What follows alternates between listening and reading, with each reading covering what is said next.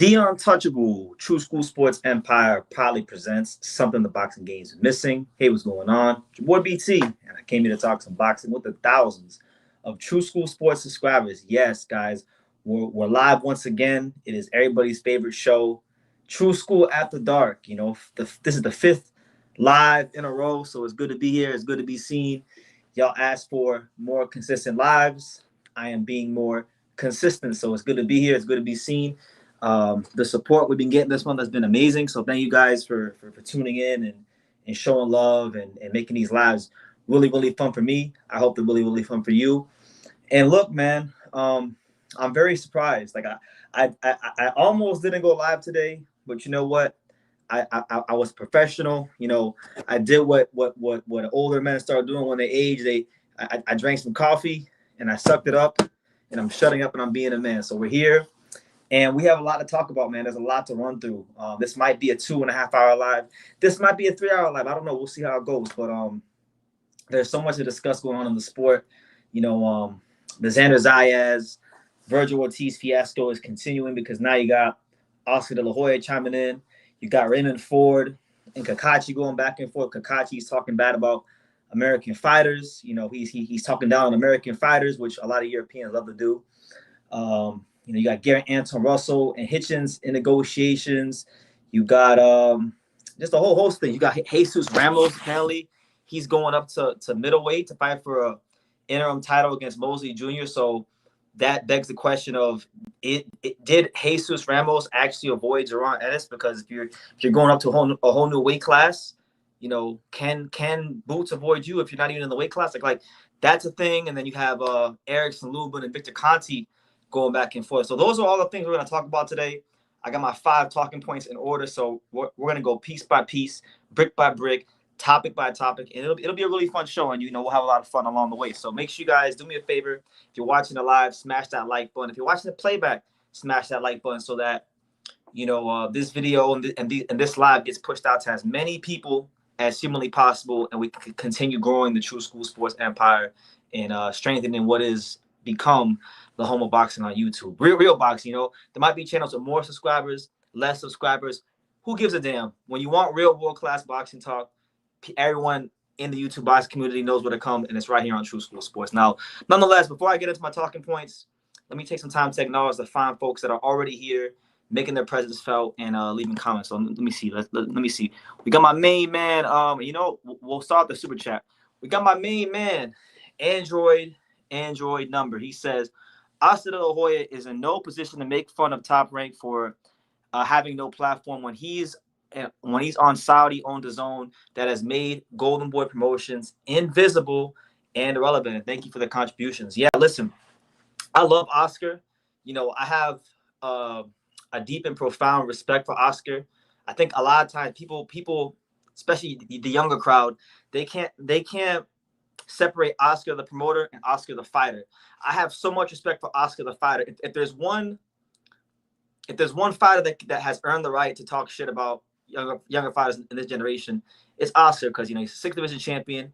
He walked the walk. He was the face of boxing, and he carried it with such dignity, honor, and pride. So on one hand, I'm okay with him talking how he's talking, but on the other hand, my man Android is right.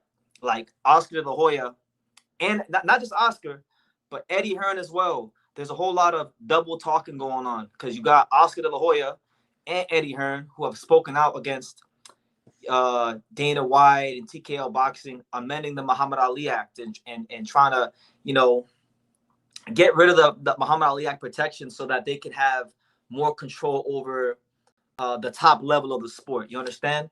So they'll say on one hand, you know, keep the Ali Act intact and protect the fighters. But then on the other hand, they'll kiss the ring with Turkey. They'll play both sides. So it's a whole lot of double talking. So that's where Oscar kind of loses me, because it's like, how can you be so pro fighter and talk on one side on one end of the spectrum, but then now on the other side of the spectrum, you over here supporting what is gonna hurt a lot of fighters at the top level, of course. So yeah, man, we'll get to Oscar later on, but I just wanted to make my statement on that. Golden Boy Promotions doesn't have a big stable in comparison to a PBC, in comparison to a Top Rank, in comparison to a Matchroom. So they can ill afford to have their stars lose. I think their margin for error is a lot smaller than the other big time promotional companies, but that is neither here nor there. Thank you for the comment. Let me see. Thank you for the super chat. Let me see. We got my man. We got Mar the Prince in the building. Salute BT. Salute to champ.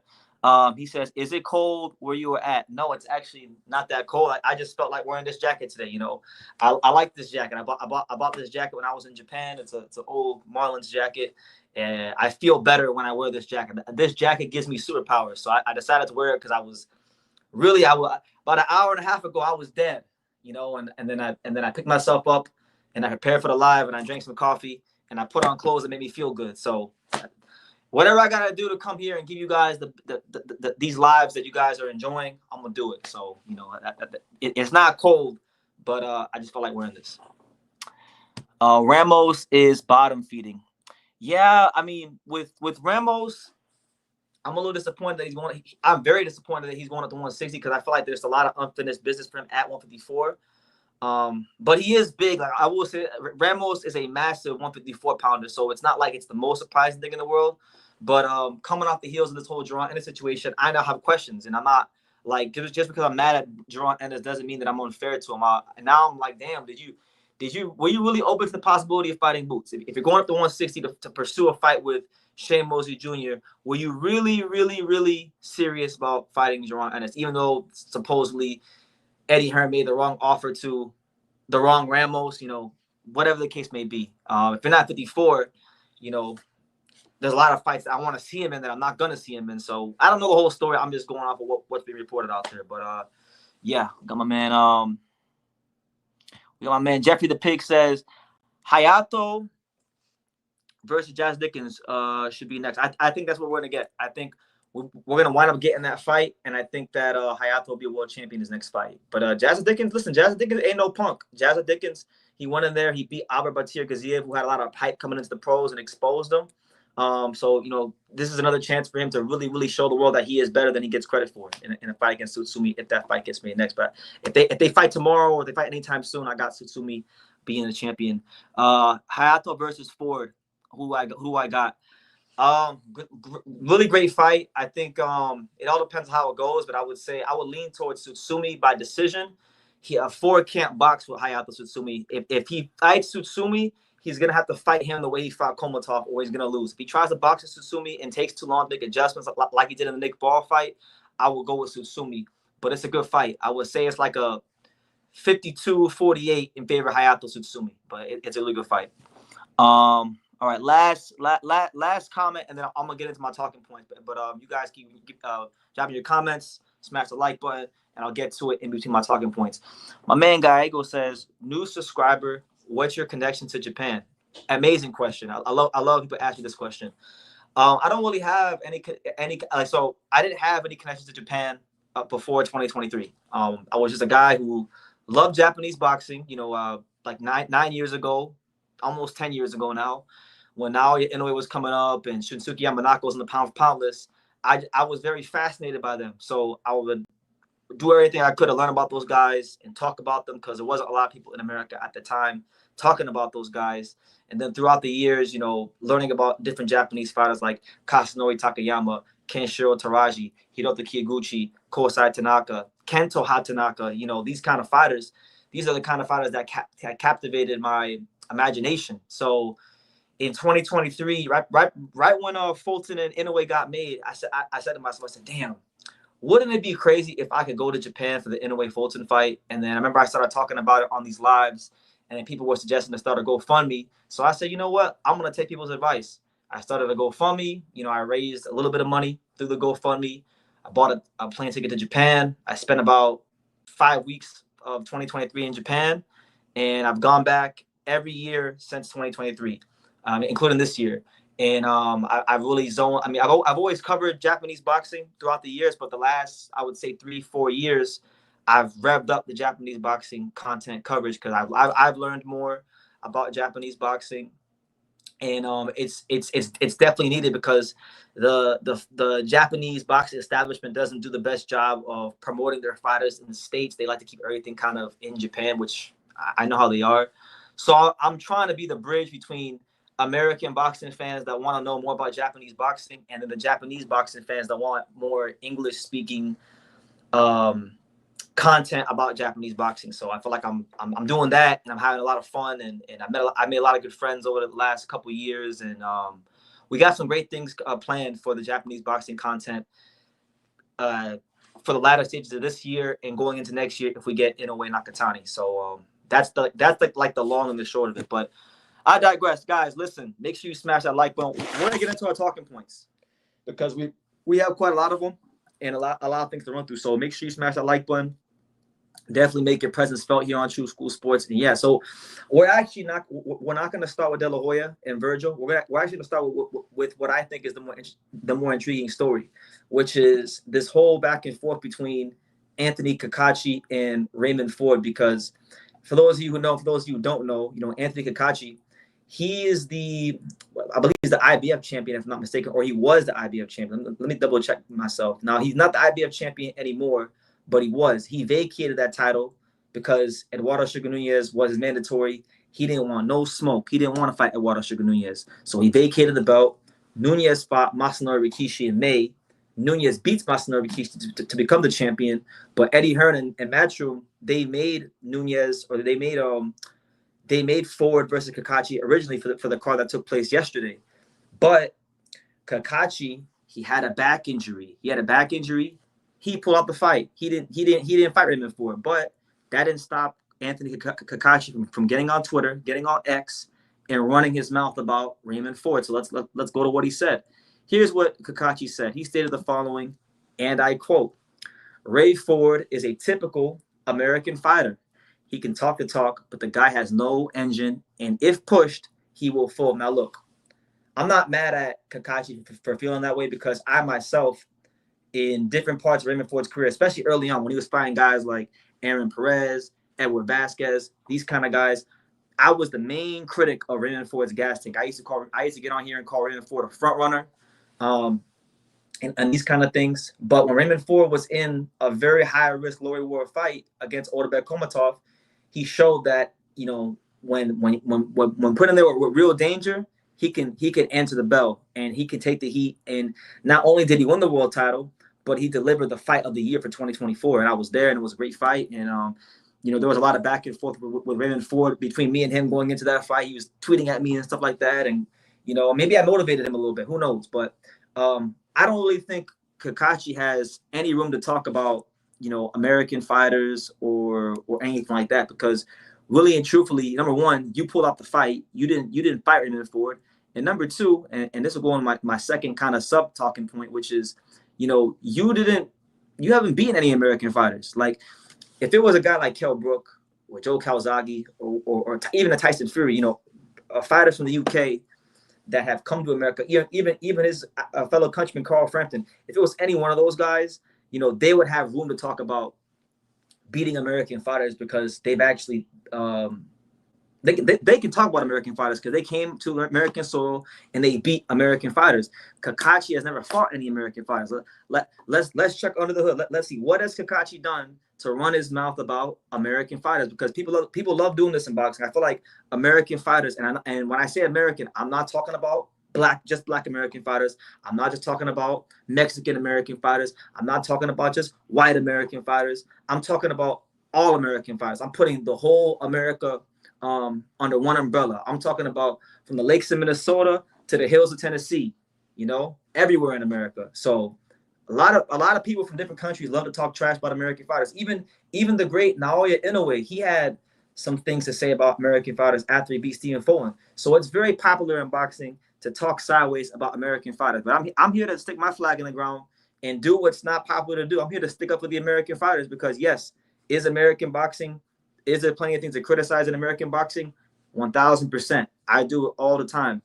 But all these foreign fighters, whether it be Cacace, whether it be Inoue, when they need top sparring, they always spar in American, or they come to America to level up their skills. So they need to really start talking. The whole world needs to start respecting American fighters again, because he's talking sideways. But look, has Cacace earned the right to talk trash about American fighters? Because you see his record, he's 24-1. He's a good. Listen, I've seen Cacace fight. He's a good fighter. Respect to him. Like he's overachieved in his career. Really and truly, he has overachieved in his career, getting to where he's at 36 years old. But if we're looking at like his best wins, all right, his best wins on paper are Michael Magnesi, who's a good fighter. He's one of the top contenders at 130. You got Joe Cordina, the Welsh Wizard, former champion, two-time champion, Josh Warrington, and Lee Wood. None of those are his 4 best wins, and none of them are Americans. So he did not earn the right to talk trash about Americans. You understand me? If he wants to talk trash about American fighters, then he should fight an American fighter, and he should beat an American fighter the same way guys like, Carl Frampton, Joe Calzaghe, Tyson Fury, Kell Brook all did when they came to America and did that. He hasn't done none of that. He's fought, and I'm not trying to put those guys down or say British boxing is terrible or anything like that, because I like British boxing. Anybody who knows me knows I got a special place in my heart for British boxing. But really and truthfully, history will tell you that British boxing is not the same caliber as American boxing. Excluding the heavyweight division, the last 20 years or so, I would say in the heavyweight division, the Brits have been better than us, for sure, no doubt about it. But historically speaking, American fighters have been taxing that ass. So that being said, Anthony Cacace needs to have a lot more respect for American fighters. And it is also worth noting, because we have to bring the facts. We have to have the receipts. We can't have short memories here on True School Sports. This is the same Anthony Cacace who, when push came to shove, it was only about 8 months ago, earlier this year in January, when he was ordered to fight Eduardo Sugar Nunez, right? That was his IBF mandatory. What did he do?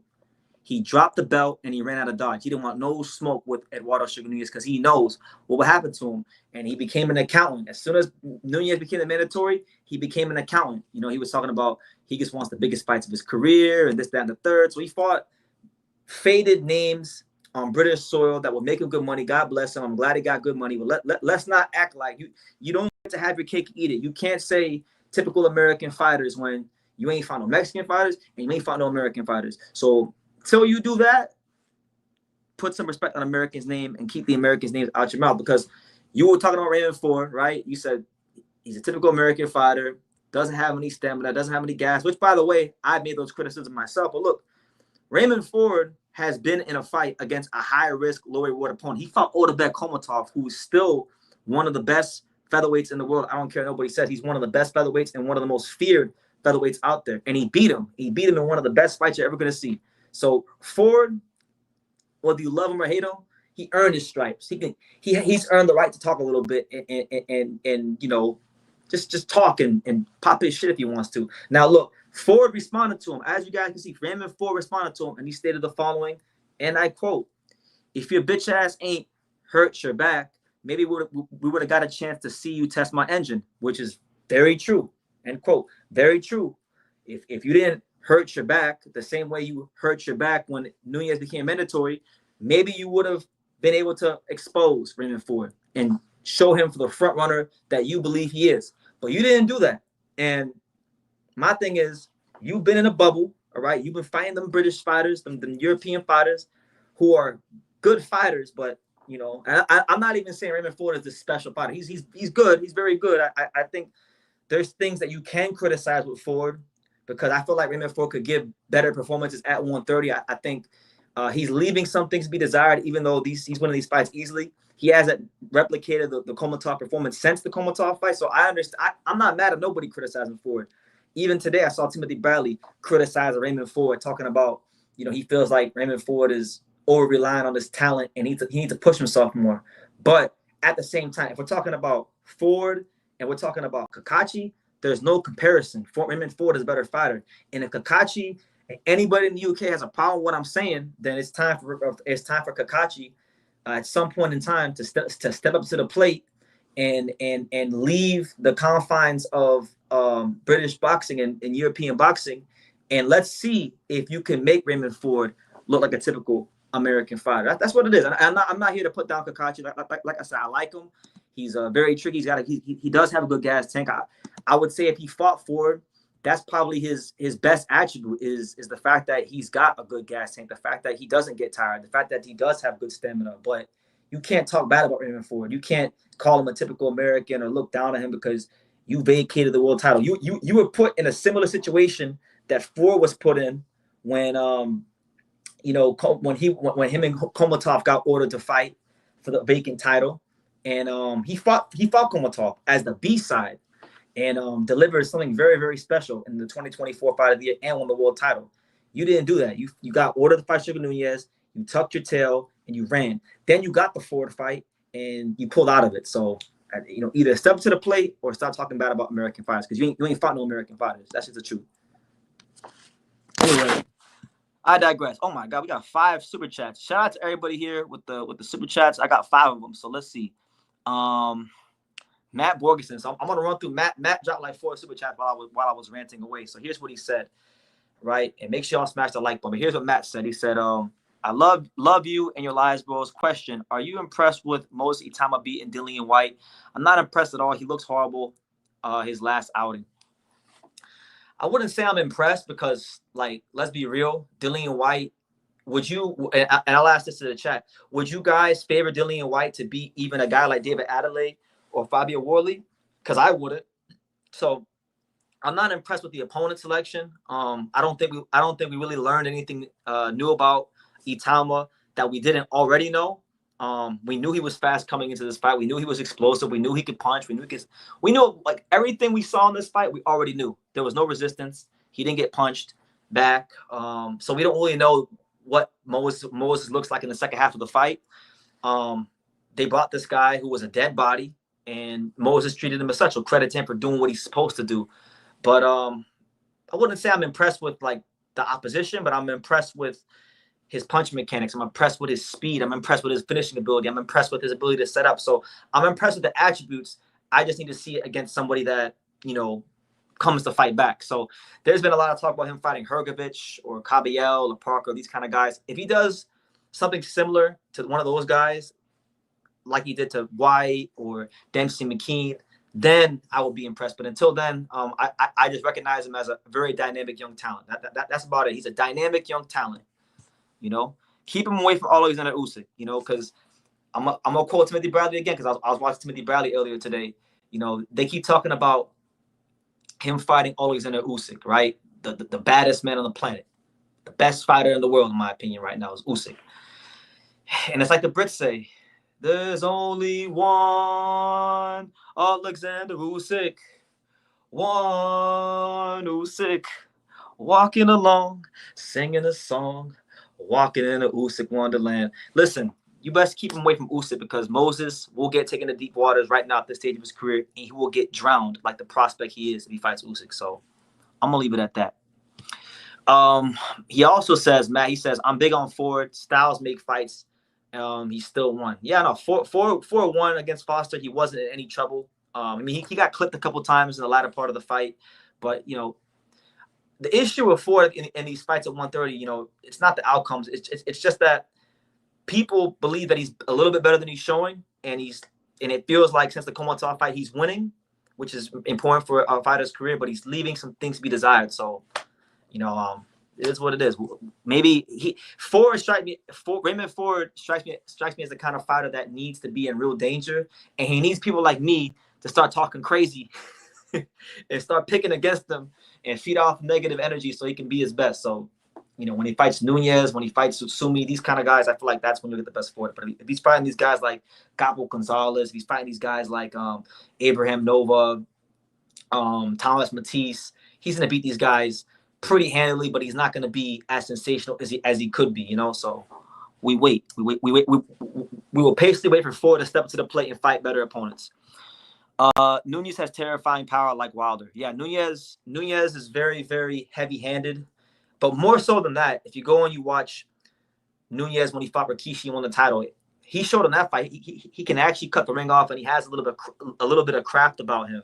He's not just a plodding, flat-footed Mexican fighter. There's more than just the heavy hands and the punching power. So I would say that's probably the thing I like most about him, is that he's not just some one-dimensional Mexican fighter. And I think if him and Ford fight, It's probably one of the best fights, one of the better matchups that could be made in the whole sport of boxing. So, yeah, there's that. Nick Ball is the most proven UK boxer right now. You know, I've given Nick Ball a lot of criticism because I want to see him fight a featherweight. And I really wish he would fight a featherweight. But, you know, look, he's fought some good names. He fought Ray Vargas. He fought Ford. He fought Goodman. And he's finding a way to get these wins. Is it pretty? Is it pretty? No. Is it like, does he have pound-for-pound skills? Not really. But it's effective, and he's fighting the fight that works for him, and he's winning. So until someone does something with the wrecking ball, you got to give him respect, because boxing is a results-based business. Now, if you go on, he fights some of these other featherweight champions like an Angelo Leo, or even like an Espinoza, I'm gonna pick those guys to win. But so far, they're picking the right guys from the fight. All right, and the last super chat, my man David Esther with the $1.99 says, "Let's see Richard Riakporhe and Moses Itauma." When was now? I've been a bit out of the loop with Riakporhe. I can't remember the last time he fought. When was the last time he even fought? You know, because he's a big cruiserweight, good straight right hand. I know. If I'm not mistaken, he was a Ben Shalom fighter, and there's been like a max exodus with the Ben Shalom fighter. So I don't know what his contractual situation is, but you know, there's a lot of options for Moses. He's advanced enough to fight the top contenders, but he's young enough to take 2-3 steps down in levels and fight someone durable. So, you know, there's all kinds of possibilities for Moses, and I'm sure they'll explore all of them. Let me see. Man, Fix Electronic in the building. He says, "Merciless Moses Itauma." Yes, sir. Yes, sir. Yes, sir. Yes, sir. He's doing his thing. Felipe Rodriguez, Las Vegas stand up. He says, "Xander don't want any smoke, my boy. Come get that free haircut already." I will at some point when I'm back in Vegas. I'll come get it. We'll get to that in a second, because I've already told you on Instagram what I think about that. When is BT gonna drop a singing channel? That's not happening, champ. I'm gonna spare everybody's eardrums. You guys don't want to hear that. You guys don't want to hear me sing. All right, my last super chat, and then I'm gonna get back into my second talking point. We got my man Matt Bergeson again with the $5 super chat. Shout out to Matt. He says, "I actually think Nick Ball has improved and is one of the better UK boxers for his attributes we've seen. I love him, and I hope that he keeps winning." Listen, one thing I like about Nick Ball that he does pretty well that I haven't really talked about is he's done it a couple times in some of these fights. Like he does a great job of shifting. I've noticed that when he can't push fighters back, he'll get in the pocket like this, and then he'll throw the straight right hand.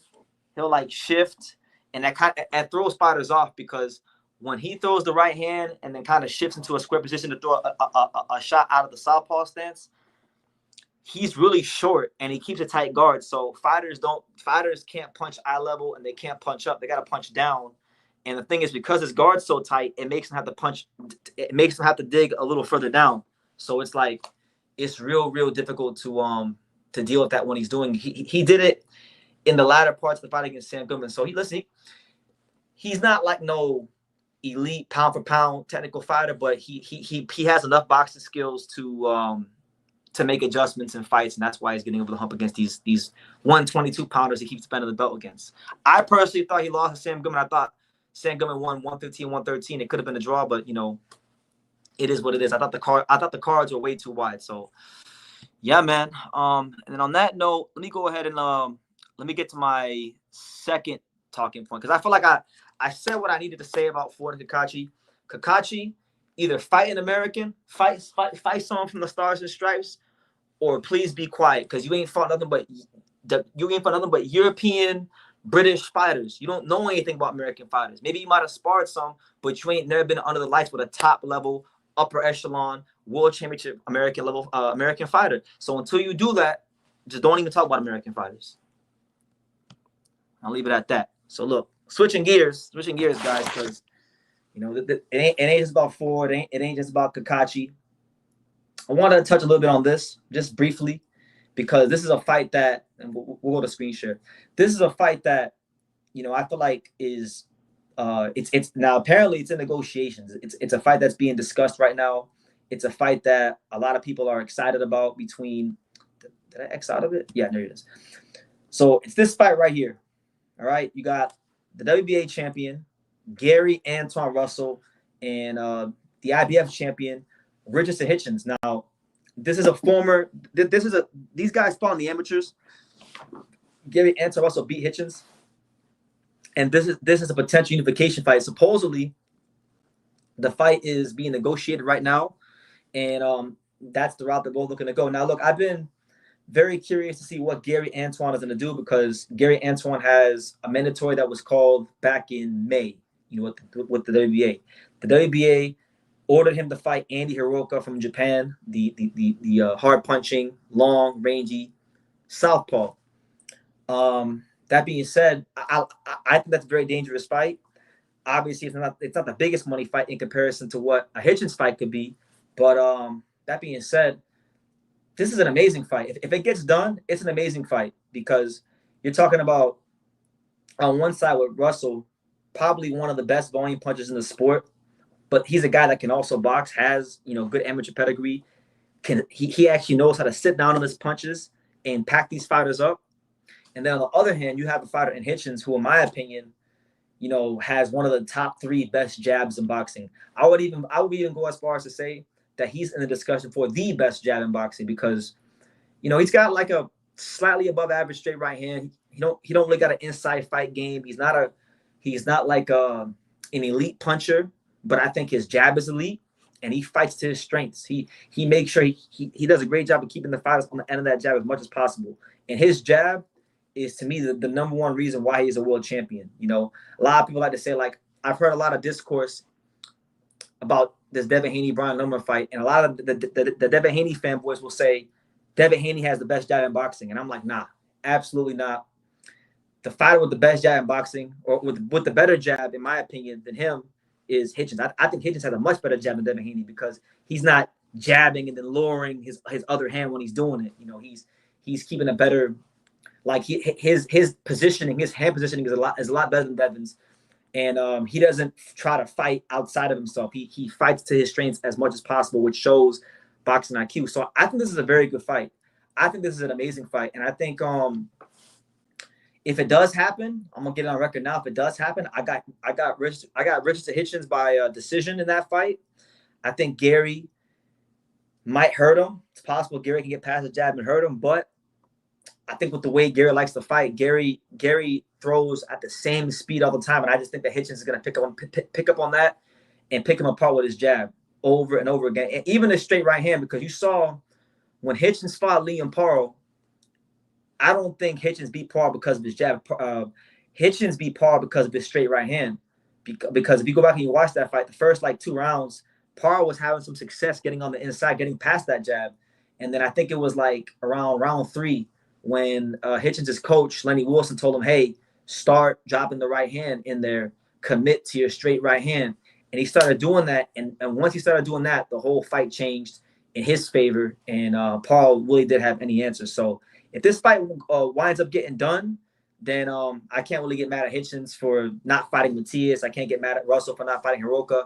This is a great fight for the 140 division. So I'm really excited about that potential matchup, and apparently it's being negotiated. So hopefully, fingers crossed, the fight goes ahead and it gets finalized because, a lot of times in boxing, these fights, they go into negotiations, and, these negotiations, it ain't hard for negotiations to fall out. So I'm hoping it goes ahead and it gets done. So I'm not going to touch too long on that one. I just want to go out there and get my preliminary thoughts out on Hitchins versus Russell. What do you guys think about Hitchins versus Russell? Who do you favor? Am I tripping for saying that I think Hitchins is going to outbox Gary Russell? Because I think Hitchins really has a special, elite class jab. Matt Borgensen says, and shout out again with the super chat, he says, I assume they will match Itauma versus Lawrence Okoli next. That would be interesting. Lawrence Okoli, he was a really good cruiserweight, even though he has a boring style and it's not fan friendly. I feel like at heavyweight, Lawrence, I know Lawrence just beat who's that southpaw he just fought? He just beat Kevin Lorena. He fought one guy. He fought a mismatch fight, his first fight heavyweight. Then he fought Kevin Lorena, right? So he hasn't really fought the highest level heavyweights. Moses to me would actually be a big step in class for Okolie as a heavyweight. I don't like that fight. That fight doesn't do anything for me at all because Okolie's not really he's a blown up cruiserweight. You know, in my opinion, he's a blown up cruiserweight. I hope I don't know. I don't know what they're gonna do because Moses said in an interview. I don't know if you guys saw it, but Itauma said in an interview after the fight that his team want him to fight Jermaine Franklin, which, you know, I like Franklin, good guy. I've interviewed him before. Strong, sturdy, durable heavyweight. A lot of people thought he beat Dillian White and got shafted in the UK. But really and truthfully, Jermaine Franklin hasn't been active. And Moses is already ranked in the top 5. You know, he's right up there with the top heavyweights as far as ranking. So I want to see Moses really step up to the plate and challenge himself.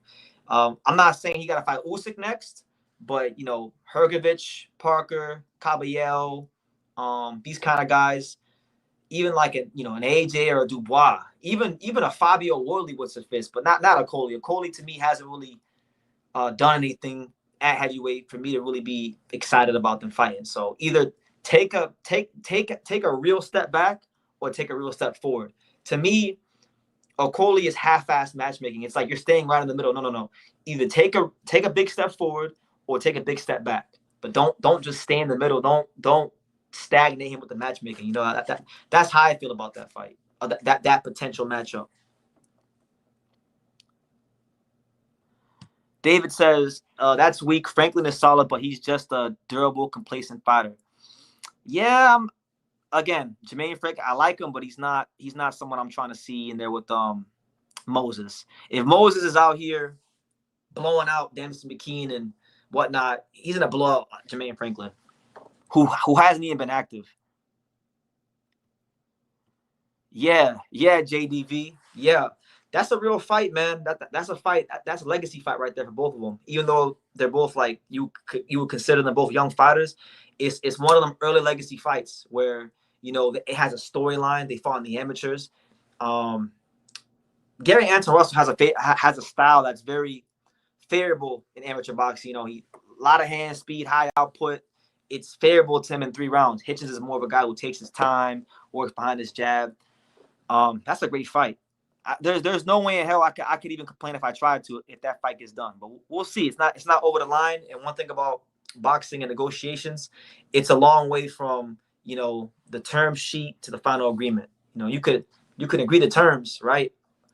Fighter A and fighter B can verbally agree to terms, but, you know, once you start getting into the details of the venue and purse splits and networks and all, and you have to work out all those finite details, you know, one little thing could screw everything up. So we will wait for the contracts to be signed, the ink to dry, and for the official fight announcements before we get overly excited. But it is intriguing to think about, and it is intriguing to talk about in this very, very slow time in boxing, because right now in the month of August, ain't really shit going on. So anyway, my man Khaled says, I doubt this happens. And what network would it be on?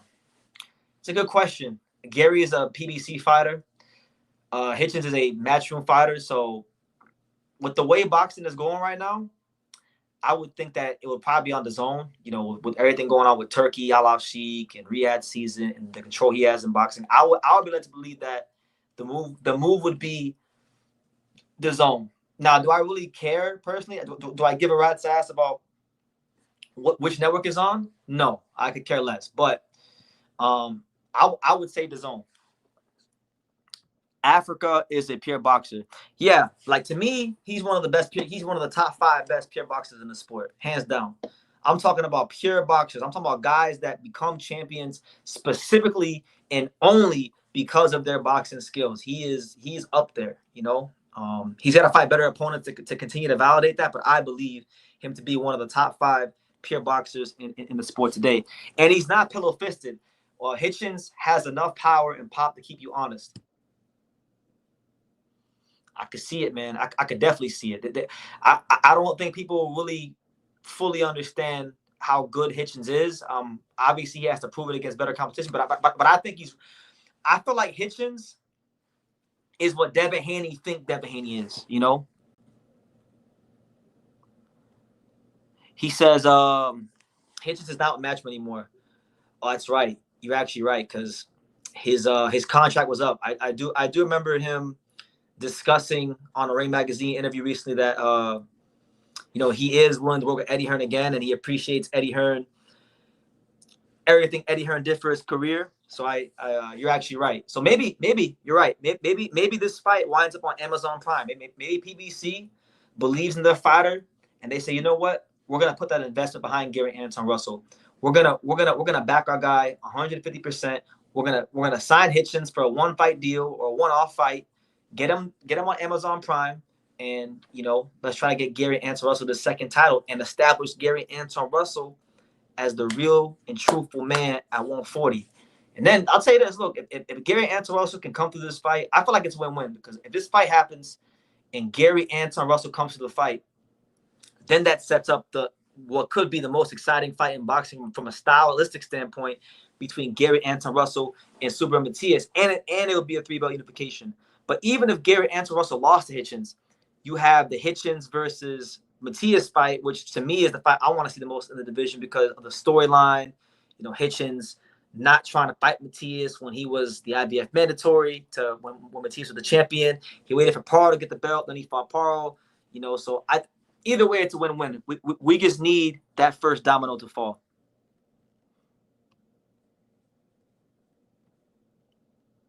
Shout out to Matt Borgeson again with the $5 super chat.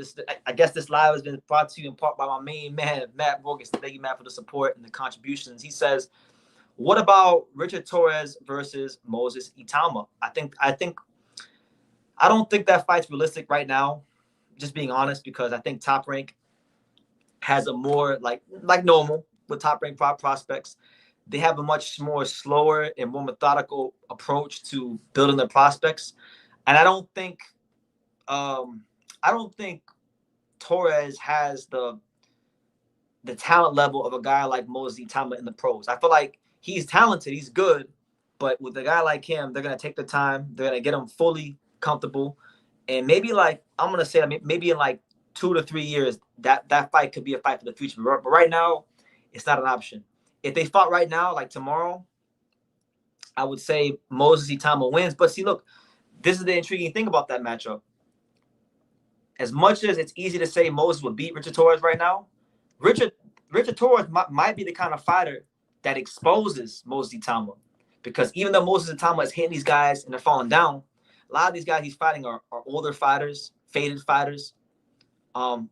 Richard Torres is not that. Richard Torres is he's got good amateur pedigree himself. You could even say he has a higher amateur pedigree than Itauma, because he medaled in the last two Olympics ago. He was awarded the silver medal when he lost to Jalal, right?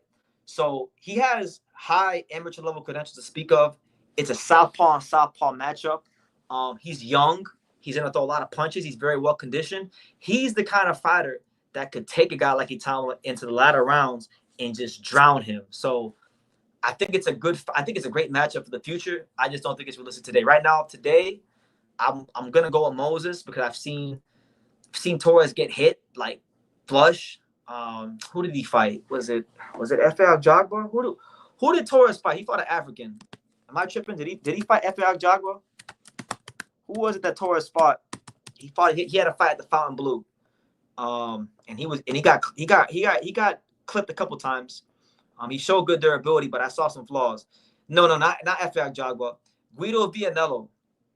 Guido Vianello landed some solid shots on Moses Itauma or on Richard Torres Jr. I feel like I've seen enough in these fights to know that Torres still has some development to be had. But I think in 2 years, that's going to be a real matchup. But right now, no. But I do think that it's possible that Torres might be the kind of heavyweight that would give Moses problems. We'll see. We still have to see Moses in a fight where he goes some rounds. All right. Shout out to everybody here. Shout out to my man, Rebel Rico 813 in the building. Salute to you, champ. See who else we got here? Who else we got in the building?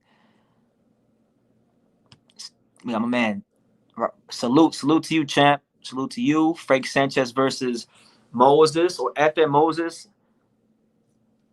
Man, those are good fights too. Those are good fights. they're in a good position. They can do whatever they want. The highlight of the Dillian White fight was a Styles P song. Yeah, my man Mosley Itauma, he came out to Styles P. Every day I need an ounce and a half.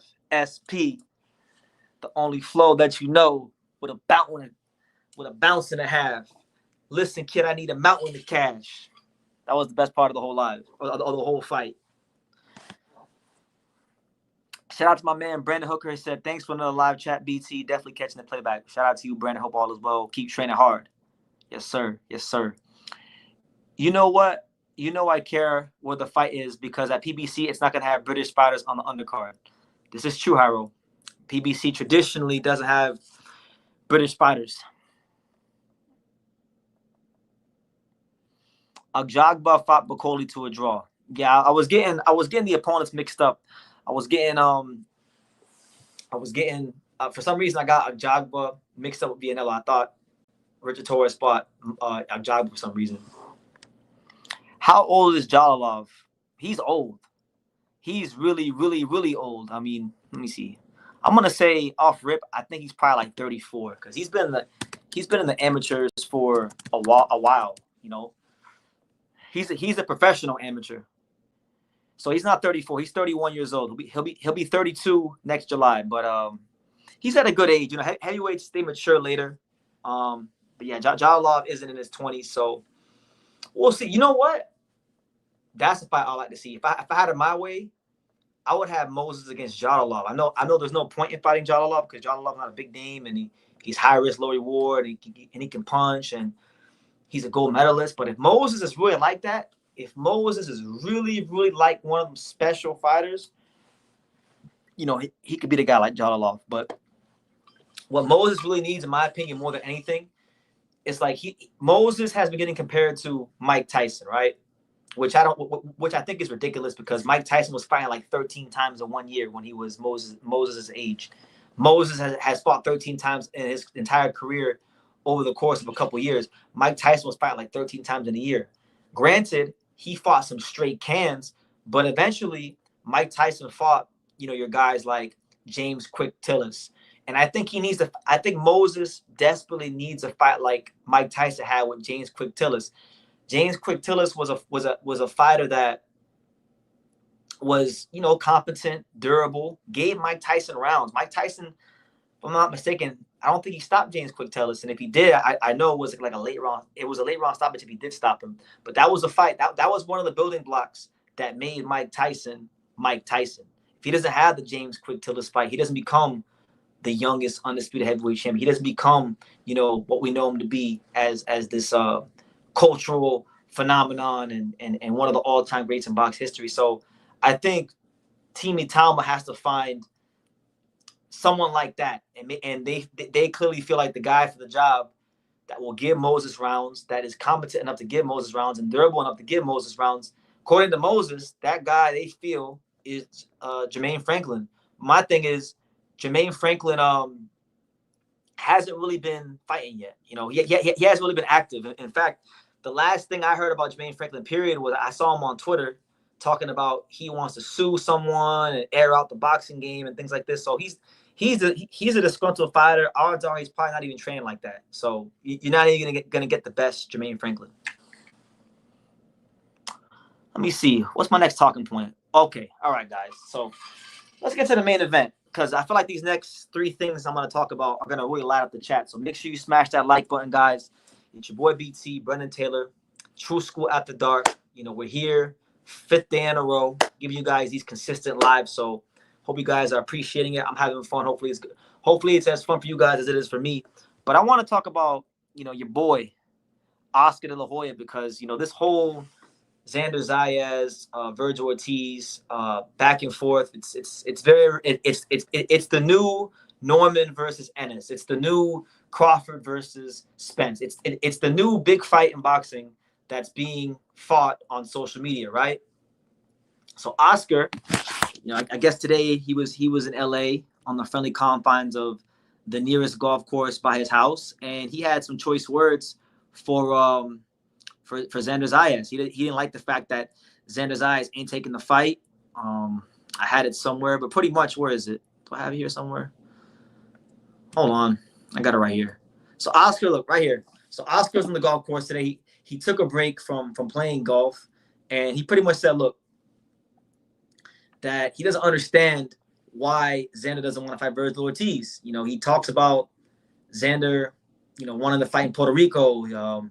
He said the following, and I quote, how does your promoter, how your promoter has no TV, where are you going to fight on OnlyFans? So he's using the fact that Top Rank doesn't have a TV deal at this moment in time against Xander. He feels like, you know, that's the bargaining chip he's going to use to pressure the champion, Xander Zayas, into doing what he wants them to do. But really and truthfully, Oscar de la Hoya and Golden Whip Promotions, as I've stated many times, they don't really have leverage to force the champion into a fight. Vergil Ortiz is not a superstar. He's not an NOA. He's not a Canelo. He's not an Anthony Joshua. He's not bringing in the kind of dollars that can force a world champion to fight when he's not a champion himself, right? And as far as Top Rank not having a promoter, I want to chime in on that. Because my man, shout out to HLD on Twitter. He said right here in the tweet below, you know, he said, look, right here. And I thought this was a good tweet. He said, look, imagine thinking Xander is going to listen to another promoter over his promoter who has guided him to become a world champion at 22 years old. What is Vergil, again, at 27 years old, Oscar? It's funny how he doesn't mention his fighter was the one who turned down Xander with the real offer from Turkey Al-Sheikh. Yes, Top Rank will be homeless forever because they have such a janky company that has only been around for 50 plus years. Get the fuck out of here. Y'all are scared to fight the champion who said yes in Puerto Rico. Stop chirping, no sabo, and accept the champion's terms.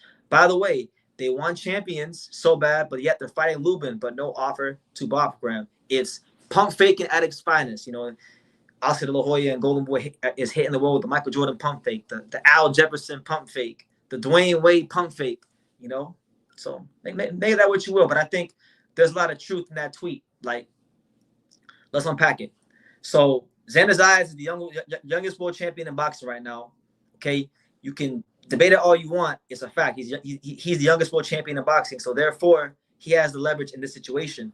Vergil Ortiz has never competed in a world title fight, even though I would make him a favorite in the Xander fight right now, slightly. And a lot of people would make him a heavy favorite in the Xander fight. You know, he's not in that position to dictate to the champion. Mind you, the champion has already went ahead and said yes. He said yes back in December. He said yes again. He's just telling you as the champion that it has to be where he wants it because he's a champion. And that's what it is. Now, Top Rank doesn't have a network right now, but do I believe that Top Rank won't have a network in the near future? No. One thing I've learned over the years about Bob Arum and Top Rank is that you should never, ever doubt them. You know, they didn't stay in business for 50 plus years, you know, being the best company in the world at developing fighters because they didn't know what the hell they were doing. No, they're going to find a network. They'll be okay. It wouldn't even shock me if they find a network by the time Xander has his first defense in Puerto Rico, right? So Xander's going to listen to his promoter who got him to where he's at. He's going to listen to Peter Kahn, who's the best manager in boxing, and that's what it's going to be. Now, my thing is this. And I keep banging the table about this. Vergil Ortiz's trainer is Robert Garcia. Robert Garcia, before he ever trained Vergil, trained Bakram Murtazaliev, who is the current IBF champion. If there's any trainer in the division that would know Bakram Murtazaliev from a mental standpoint, from a skill set standpoint, from just an all around the board standpoint, it's Robert Garcia. So based on that, Robert Garcia, who I also know, I don't know if he does it for Vergil, but for a lot of the fighters he trains, he also plays a managerial role. He has his say-so on who his fighters fight. And I think Robert Garcia, quiet as kept, is one of the best managers in boxing. I actually think he's a better manager than he's a trainer. And he's a fantastic trainer, but I think he's an even better manager. So that being said, the fact that Robert Garcia and them are not, you know, being overly aggressive to fight Bakram, it's very telling to me. Now, his dad, Vergil Ortiz Sr., did tweet the other day. He said that what Bakram isn't telling us, the public, is that Vergil was trying to fight Bakram in a unification fight. And I was like, what do you mean unification fight? How could Vergil be in a unification fight if Vergil isn't a champion? But then I realized he had. Then I remembered he had the WBC interim title. So they were trying to and I put it in quotation marks. They were trying to unify the division with the WBC interim title and the IBF belt because they don't want to deal with the IBF rehydration clause. A lot of these fighters keep citing the IBF second day rehydration clause as a reason why they can't fight. And I'm sure there's some truth to it, but I really feel like fighters are abusing that excuse. I'm hearing it too much from too many fighters. I'm hearing it from guys like Shusha. I'm hearing it from like Stephen Fulton. I'm hearing it from like all these fighters. They don't want to fight for the IBF title because a lot of these guys are way too big to be competing in the weight class. They walk around 25, 30 pounds bigger than the weight class they compete in, so they can't handle these sharp weight cuts and a 10-pound rehydration clause. And my thing is, if a 10-pound rehydration clause is affecting you and you've only been in a weight class for 2 years, then you don't need to be in that weight class. So, yeah, I like Vergil. All right, I like Vergil. I got a lot of respect for Vergil. I think he's a great fighter. I think he's got one of the best jabs in the business. I think Vergil Ortiz can one day go and become the guy that revives the middleweight division. I've sang Vergil's praises from the mountaintops. I'm not a Vergil Ortiz hater by any stretch of the imagination, but I don't think they really want to fight. Because if the champion tells you, if you're the challenger, right, and the champion who you say you can beat, and many people say you can beat, if he tells you to fight in Puerto Rico, or if he tells you to fight in Florida or Texas or wherever the case may be, Mars, Pluto, Uranus, you take the fight because you believe you can beat him. That's why Floyd Mayweather is who he is, because if you told a guy like Floyd, yo, when Floyd was coming up, yo, you not like that. You can't beat me. I'll do this and I'll do that. Yo, Floyd, he came in as the B-side against a guy like De La Hoya, and many other fighters in his career. And you know what he did? He kicked ass and he took names until he was the name of boxing himself. And then when he got to that position, then he could dictate to other fighters because he earned the right. Vergil Ortiz hasn't earned the right yet to dictate terms to champions. He's not that level of a star. So my thing is, you want to fight Xander? Fine. He said yes 2 times. He said yes when he wasn't a champion, and he said yes when he is champion. But like the great Fat Joe says, yesterday's price is not today's price. You fought Madrimov thinking that it would do something for your career, and it didn't do anything for your career. So I think Oscar's is out of bounds on this one. And really and truthfully, I'm gonna tell you guys this. Now I haven't gotten any response yet. Today, I reached out to Peter Kahn, who is Xander Zayas' manager, to comment about what's going on with Xander and this whole Vergil thing, and he hasn't got back to me yet because I just texted him like 2 hours ago. But at some point, I'm expecting a reply back from Peter Kahn. So I'm gonna get to the bottom of this. This year, guys, I'm telling you this. I'm gonna tell y'all this right now. I'm gonna start pulling these fighters' cards a lot more, because a lot of times when I see people arguing about fighters ducking, I be having the fighters' management team's numbers in my phone, so I can just hit the fighters up myself personally or the management teams. I did that yesterday. Eddie Hearn went around saying that Jaron Ennis is being ducked by Boachuk and Brian Mendoza. I hit up Brian Mendoza and Boachuk myself yesterday, and I got down to the bottom of it. Sergey Boachuk, said he didn't get no offer. He never got an offer from Jaron Ennis. And Brian Mendoza said, look, they made me an offer, but it wasn't for the same amount as Rashidi Ellis or other guys. It was significantly lower. We were trying to negotiate. They didn't want to do for me what they were trying to do for the other ones. So, they couldn't meet in the middle. Eddie Hearn was not willing to negotiate with Brian Mendoza. And he was trying to run around like Brian Mendoza was ducking him. But my thing is, Brian Mendoza wouldn't duck boots. Brian Mendoza's fought Boachuk, he's fought Ramos, he's fought Pandura, and he's fought Tim Tszyu. So that's what we're doing this year. From now on, if I know anybody involved, whether it be the teams or the fighters, I'm texting them. I'm getting down to the bottom of it myself, because I'm tired of it. I'm tired of it. So anyway, I digress. That's why I stand with the whole like Vergil Ortiz and Xander Zayas saga at the moment. I hope the fight does happen, but I think Golden Boy Promotions has to be a bit more realistic. They're not being realistic. All right, Oscar is not dumb. Oscar should know better than anybody that unless you're as big of a star as he is, because he was a superstar, he was like the top of the top. You can't be dictating terms of champions if you're not no superstar. So if you're not De La Hoya, if you're not Mayweather, if you're not Inoue, if you're not Canelo, if you're not Anthony Joshua, you don't get the opportunity to dictate terms of the champion. You can make the fight, you can negotiate, but you have to make some concessions until you get in that position yourself. And they're not doing that. They're Vergil and Golden Boy are acting like he's already an established pay-per-view star, and he's not. So Xander already said yes. If you really about that smoke, if you really about that action, go to Puerto Rico, bash him up, get that world title, and now you're in a position of power. It's that simple. You know, we don't gotta complicate things. But anyway, let me go ahead and answer some questions, answer some comments, because I know we're gonna have some interesting comments. Xander Zayas couldn't even sell the Barclays Center or the Big Room MSG. Stop the cap. Neither one of them are superstars. But one guy is a world champion and one guy isn't. So it is what it is. It's not Xander's fault that his team did the right thing, got and made him champion, and Vergil didn't.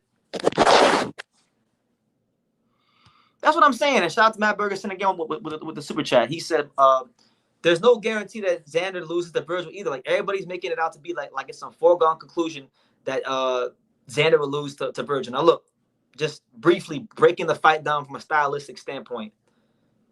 When Vergil fought Sergey Bohachuk's his range gave Xander problems. His range and his timing gave Vergil problems. That's why Bohachuk was able to punch in between the shots and drop Vergil Ortiz, right? Bohachuk, I think his reach is about like a 72 or 73. Xander's pushing a 74. Xander has longer arms than Sergey Bohachuk.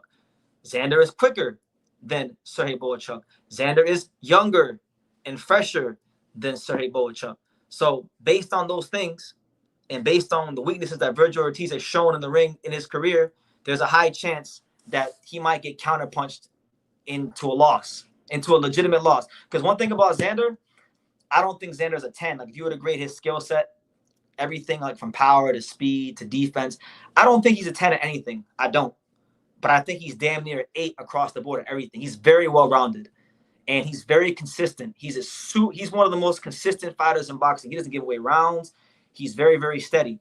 So I think Vergil will have his work cut out for him if they fought. I think Vergil Ortiz, based on what I've seen in the Bohachuk fight, a guy who has similar dimensions to Xander, has slight similarities to Xander's style. I think it would be I think it could wind up being a very problematic fight for Vergil Ortiz, but you know, I digress. Right now, if they fought being realistic and objective, I would favor Vergil Ortiz like 53-47. I make him a slight favorite out of 100. 53% in favor of Vergil. Xander 47, but I'll tell you that's a strong 47%. And if Vergil Ortiz ain't careful, you know, Xander Zayas might really expose him to degrees he never thought possible. So I'm just saying, people want to say what Xander is and what he isn't. They want to downplay the kid. Listen, he did everything the right way his entire career, and that's why he's world champion. So I'll leave it at that. Shout out to Hurricane Hank says Hrgovic is gonna lose against Moses. Well, look, they gotta put Moses in with Hrgovic. Right now, I think we're about 2 fights away from them doing that. I think they're gonna take a step back of Moses, try to find him someone who's lower in skill level, who's gonna give him some rounds. Moses said himself they want to give them Jermaine Franklin. Listen, Moses is gonna have a big speed advantage against Hrgovic, without a shadow of a doubt. Hrgovic has defensive flaws. But look, one thing about Hrgovic is that's an orthodox versus southpaw matchup. We know the straight right hand is the southpaw killer. That's the one punch more than any punch in boxing that can neutralize the southpaw. So that being said, Hrgovic probably has the most accurate straight right hand in the entire division. I'm not writing him off. And he's durable and he's gonna fight back. We know Hrgovic ain't no punk. Yo, sign me up. Sign me up. It wouldn't shock me at all if Hrgovic just rips Moses Itauma off his record, and then you guys are gonna sit here and start talking about Moses Itauma like he's Michael Grant or some heavyweight hype job. True School After Dark, yes sir, and yes, shout out to the Robert Garcia Boxing Academy. Shout out to Robert Garcia. Shout out to Peter Garcia. Shout out to my man Sam Garcia. Shout out to Chepe, who's down at the gym. Shout out to the lovely, equally talented Christina Ramirez. Shout out to the whole RGBA. I love our RGBA. WBO is in Puerto Rico. Xander Zayas is Puerto Rican, and the underdog Mauricio was robbed in Puerto Rico. Vegas is where this level of fighters fight. Well, tell Vergil to go get a belt, and then he'll have more room to dictate terms. But right now, you just listen. I don't make the rules. I'm just telling y'all what it is. I'm just telling y'all what it is. If Zayas is the underdog, beat the shit out of him. Just go to Puerto Rico, beat the brakes off of him, get the belt, and then you can have as many fights in Vegas as you want. You can fight in Texas. You can fight in Frisco. You can fight at the Dickies Arena in Fort Worth. You can fight at the Star in Frisco. You can fight at the American Airlines Center in Dallas, in downtown Dallas. Do whatever you want. But until then, either get a belt or concede. You know what I'm saying? Shout out to my man Joel. He said, "Sup, my guys? 1 hour late, and we are here. Very good for your Marlins today. BT beating the Red Sox and helping my Yankees. Yeah, man. Haven't really been thrilled with the Marlins. They've been on some bullshit. Ever since we swept the Yankees and got to 500, they forgot how to play baseball. We got the worst manager in the entire sport. The team should be right there in the wild card race, but we have a very incompetent manager with a losing mentality. So, I love the team. They play very, very hard, but yeah, the manager has to go, because when we get good, Clayton McCullough is not the guy to take us forward. But yeah, shout out to you, Joel. Good to see you, champ. 22 is so young. My guy's eyes be a problem when he's 23 or 27. Yeah, that's what I'm saying. Like, the fact that we got Vergil making all this fuss about fighting a 22-year-old, it actually tells you how good Xander is. The fact that Xander's even in these discussions, that shows you how good Xander is. 65, 35. Nope, absolutely not. If Vergil, because Vergil, listen, that Boachuk fight, it told me everything I need to know. Told me everything I need to know about what his problems are going to be in the Xander Zayas fight. But if that's what you think, fair play to you. I agree. Ford looks typical. He has a sissy mindset and possible weight discipline problems approaching fight night despite his hard training. I wouldn't say he has a sissy mindset, man. Anybody who fights Odebek Komatov as the B-side and has the kind of fight he had against him is not a sissy to me. But I will say, though, like, I'm not in the gym with him, so I don't know how hard he trains or doesn't train. What I can say is he needs to get to a stage in his career where he actually has more dominant performances. Like, if you fight a guy like Orlando Campo Gonzalez, you shouldn't have 5 sensational rounds and then 7 mid rounds. You shouldn't have, 4 or 5 league rounds against Abraham Nova on short notice and to have 7 mid rounds. We're looking for a more dominant Raymond Ford, because the way he talks and the way he's hyped up, he's popped up to be a special fighter. Now, I don't think he's a special fighter. I think he's good. I think he's a champion. I don't think many fighters in boxing are special fighters. So it's not even me hating him. There's only like a handful of guys I really think are special fighters in boxing. But yeah, I think he needs to get to a stage where his output's a little higher and he starts crushing the competition, like putting those exclamation points on his performances. But maybe you're right. Maybe he needs to be more disciplined, because, or you know what? Maybe Ford needs to actually move. He needs to move up in weight, because one thing about it is this: Raymond Ford, I didn't realize how big of a featherweight he was until I met him in person, because he's very wide. Like, he's got a very wide frame. He's not no small guy. He was a massive gargantuan featherweight. He's a big 130 pounder. I don't think he'll be fighting guys his size till maybe gets to 135, which is crazy to think, considering that he turned pro as a featherweight. So maybe he just needs to win a world title at 30, right? And then just dart up to 35, because he's that wide. Because I know from what I've heard that Ford walks around like 160-ish, right? Or in the 160s, so it's possible. Michael McKinson. What about Michael McKinson? That was a Vergil won that fight, but he had some difficulties in that fight, and McKinson really can't punch like that. BT, call it Zayas, Mr. Fundamental, like Tim Duncan. I have a high opinion of Tim Duncan. Tim Duncan to me is like the second best basketball player of all time. So I won't compare many people or many athletes to Tim Duncan, but yeah, in that regard, he's just very, very consistent.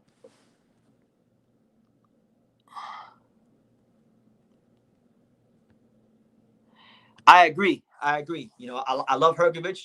You know this Hurricane, because I've been going back and forth with you about Hrgovic for a long time. But yeah, his worst habit is that, like, when he pulls out real tall in the pocket. That's why these guys keep clipping him, like David Adelaide and Dubois. To be honest, I don't think that's something he's gonna correct. I think that's just a habit that he has. So he's gonna rely on his chin till the wheels fall off. But I think his path to a world title is gonna be dependent upon two things.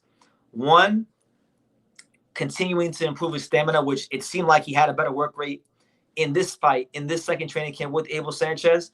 And two, he's got to improve his punching mechanics. I think he's too much of an arm puncher. If he does those two things, he'll be a champion. Xander fades in fights, and his power is suspect. Vergil cuts off the ring exceptionally well. Madrimov and McKinson. He didn't do it against Boachuk, though. And Boachuk, out of all the guys he's fought, Boachuk has the most similar dimensions to Xander. About an inch shorter in reach. But Xander's quicker than Boachuk. And Xander moves better than Boachuk. So, the Boachuk fight to me is what I'm looking at more. But I get what you're saying.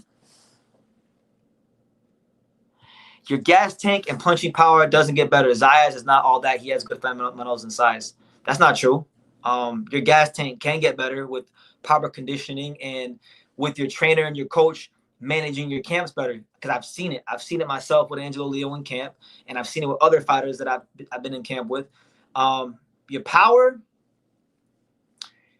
that's interesting. There's a lot of factors that go into that, because the first factor is your mechanics. Some fighters have naturally heavy hands, but they're not really punching properly. So sometimes fighters will improve their mechanics, and then as a byproduct of that, their punching power does improve. Sometimes it's a weight class thing. Sometimes you got a fighter that's not supposed to be in a certain weight class. He's sucking himself down to a weight class too much, so he doesn't really start to punch to his true potential until he moves up. So I think both those things can be improved upon, but the circumstance for each fighter is different. You got to look at it on case-by-case basis. Xander, and by the way, Xander is 22 years old. You don't stop physically maturing as a man until about, like 24, 25 years old. So he's still got room to grow physically.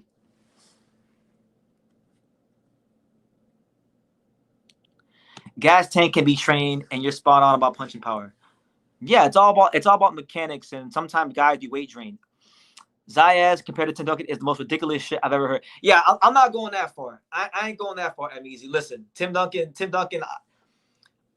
I mean, I'm not as big of a basketball fan as I used to be, but I still follow that era. That whole era, the 2000s, 2010s. I was a massive basketball fan, and I classed Tim Duncan higher than probably 99% of people on earth. I don't compare many athletes in sports to Tim Duncan. Tim Duncan is definition of greatness. So I'm not going to compare Xander or any of these fighters to Tim Duncan, because Tim Duncan was like that for real in basketball.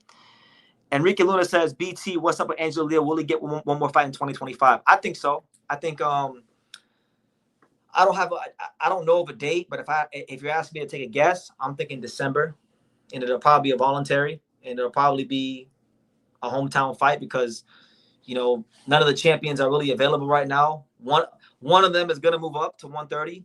The other one is supposedly going to move up in Espinoza to 130. So, and Ball just fought. So it's not looking too good on the unification front. So I'm thinking a voluntary type fight, but we'll see. We will definitely see. But anyway, let me see. Shout out to everybody here rocking with your boy BT. I still got two more talking points. I still got to talk about Luben and Victor Conte going back and forth, because I do got something to say about that, and this whole Jesus Ramos thing. So make sure y'all smash that like button, subscribe to the channel if you're new to the channel, and definitely go ahead and super chat and support. Appreciate you guys being here, rock with me. Let me know where you guys watch from. Let me know what city, what state, what continent, and I want to know how international we are on the broadcast today. I get a lot of support and love from around the world, so it's always cool to see where you guys are from. I know we got people from New York and definitely on the West Coast. I get a lot. Most of my American viewership is on the West Coast, which is why I go live at 10 o'clock Eastern time. Japan, of course, Europe. True School was international, so let me know where you guys are at. But nonetheless, let me switch gears here for a second, and let me just touch briefly upon this whole Eric Luben, Victor Conte back and forth, because as many of us know, it's been reported that Eric Luben is supposed to fight Vergil Ortiz, which, I don't think it's a bad fight. I think it's kind of hilarious because, Luben was supposed to fight Bakram Rosales for the world title. He's never been a world champion himself. So he's opting to go this route. Vergil couldn't get the Zayas fight, and Bakram is one of the guys that he should be looking for right now. And they're not really looking for him the way they should, in my opinion, right? So they're fighting each other, which isn't a bad fight. But Victor Conte, he's been on the warpath. He's been tweeting everybody. He's been going off on Sean Zattel, which I didn't like because he was on some straight bullshit about Sean Zattel. Sean Zattel literally quoted him in his own words, and he's getting all pissy about it and doing all these mental gymnastics. But he goes off of Eric Luben today, and he says the following, as you guys can see on the screen. He says the following, and I quote, Eric Luben, are you and your opponent both doing random drug testing for your upcoming fight? I see that Angel Memo Heredia is in your camp. Please confirm or deny that you are doing random drug testing during your current camp. Thank you in advance for your prompt response. So, he's going off about Luben apparently, right? So Luben, he tweets Conte back, and this is what he had to say. He said the following, and I quote, facts are the fight isn't finalized, so it's not right to speak on it, but we did stipulate VADA testing. Otherwise, Vic, it's really none of your business, and you should keep your beef with Memo between you and him. Have a great day. So a very professional, direct response from Hammer. Now, Victor Conte ain't wrong, and even though I'm not really no Victor Conte fan like that. I think Victor Conte, there's a reason why he's only involved in boxing and not any other major sport. Like, he's not involved with the MLB anymore because he got indicted and there was no Balco case. They won't let him go to the MLB. They won't let him within 1,000,000 feet of the MLB, right? So he's not there. He's not with the NBA, to our knowledge at least, right? He's not with any hockey players. He's not with any NFL players, to our knowledge. The only sport that we can say for sure, based on what's out there in the public right now, is that Victor Conte is involved in boxing. And the reason why he's involved in boxing is because boxing is not regulated. Boxing is the red light district of sports, and boxing is, it's easier for a guy like Conte with his checkered past to operate in a sport, And this is the same Victor Conte. Now, listen, I'm being transparent. Victor Conte talking about transparency, I'm going to be transparent. I'm not going to sit here and pretend to overly care about drug testing. Now, do I care about drug testing? Yes, I do. I think, it would be nice, ideally, in a perfect world, if boxing could get on the same page and police the drug testing so that these fighters don't go in the ring against other fighters who are on steroids and get the bank and fight in an uncompetitive playing field, right? There is part of me that does believe it, but part of me is very, very indifferent because I've talked about that before. I've been that guy to talk about steroids and boxing, and what I've come to learn over the years is that really and truthfully, outside of a few people, nobody really cares about drug testing. The boxing industry doesn't care about fairness in the boxing drug testing. And most boxing fans don't actually care about it. They only care about it when it affects their favorite fighter. That's the truth. So that's why I'm kind of indifferent towards it all. Now, is Conte wrong to question Memo Heredia being in Eric Luben's camp? Not really, because Memo Heredia, like Conte, was a criminal chemist that got in trouble for things that he did in the past. If I'm not mistaken, and you guys can feel free to correct me if I'm wrong, Memo Heredia was the person that supplied the track star Marion Jones. He was part of that whole big Marion Jones case in the Olympics. Marion Jones was an Olympic sprinter on the USA team, I believe, in the 2004 Olympics.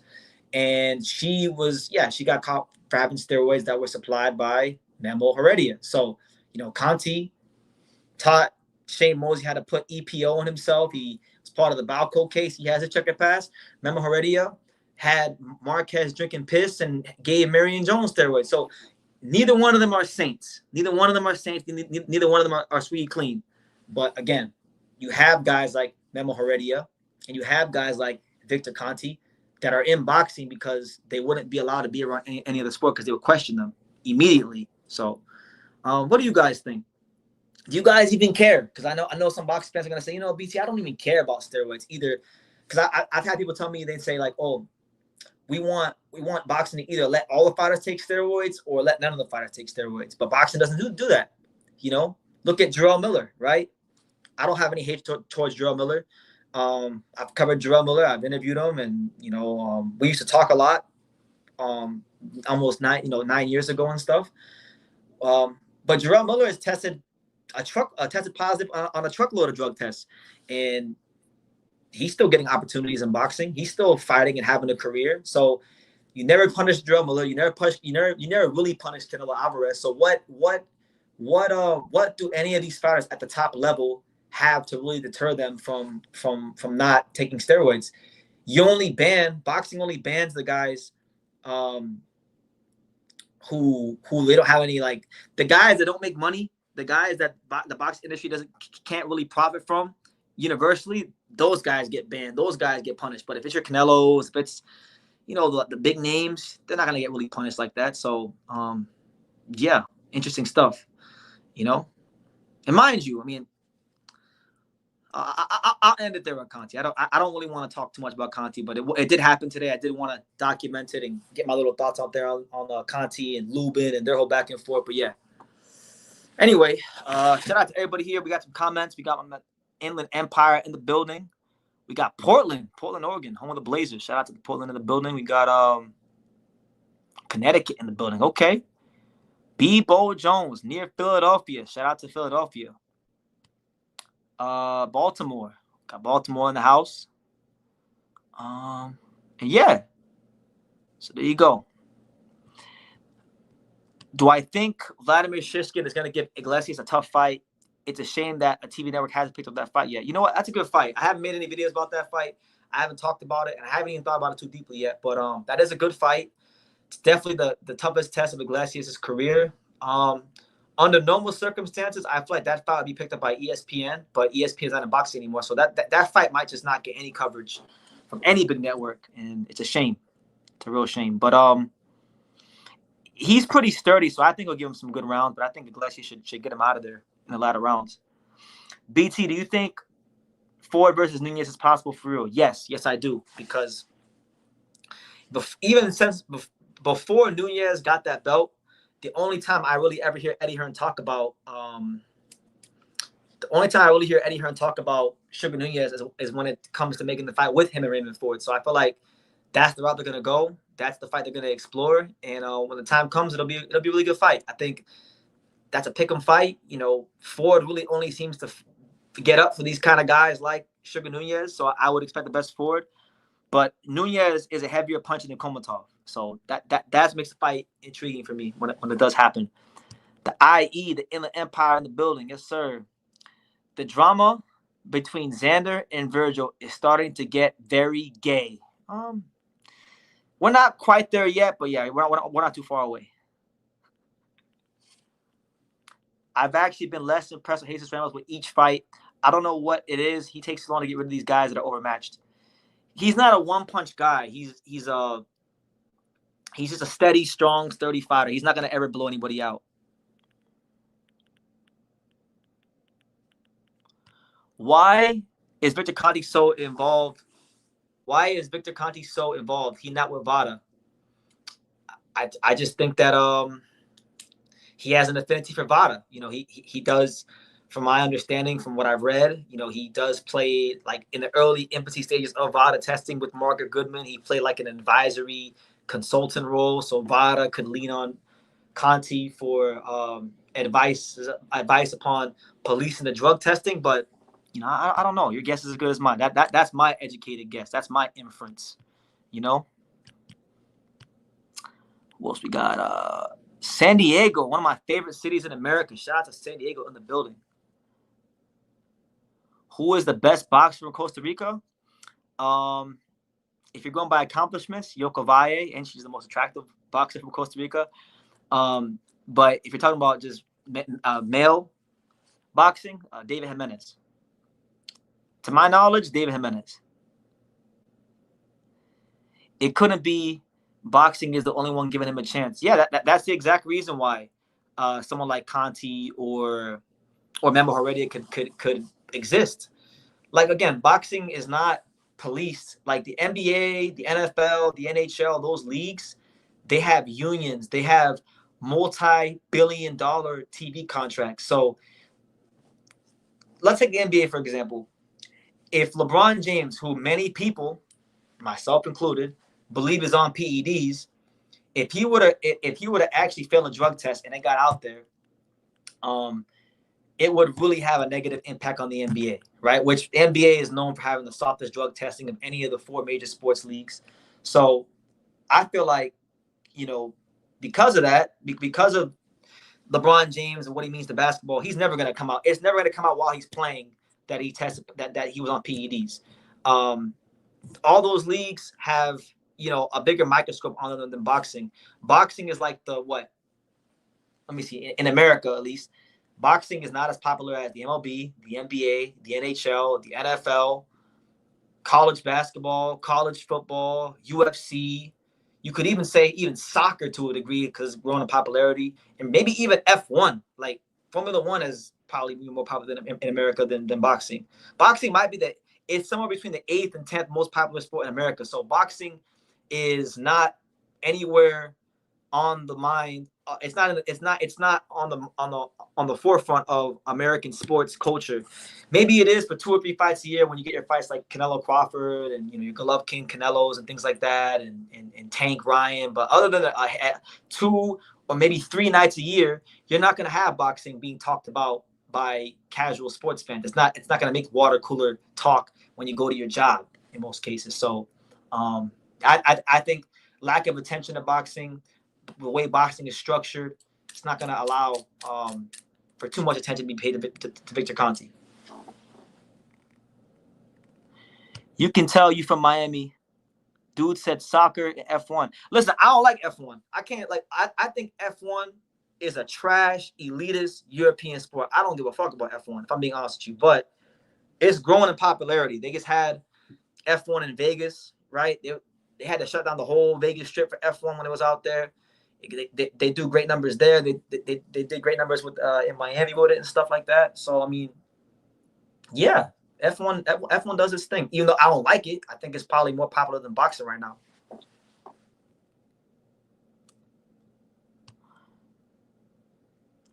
Wow, BT, I'm in boxing rankings.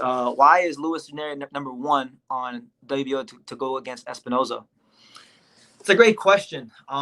He hasn't really done anything at featherweight. He's only had 1 fight as a featherweight. He beat Kiyonosuke Kameda, which is the cousin of Tomoki Kameda. So he hasn't really proven himself much at featherweight, but I would think that, I don't know.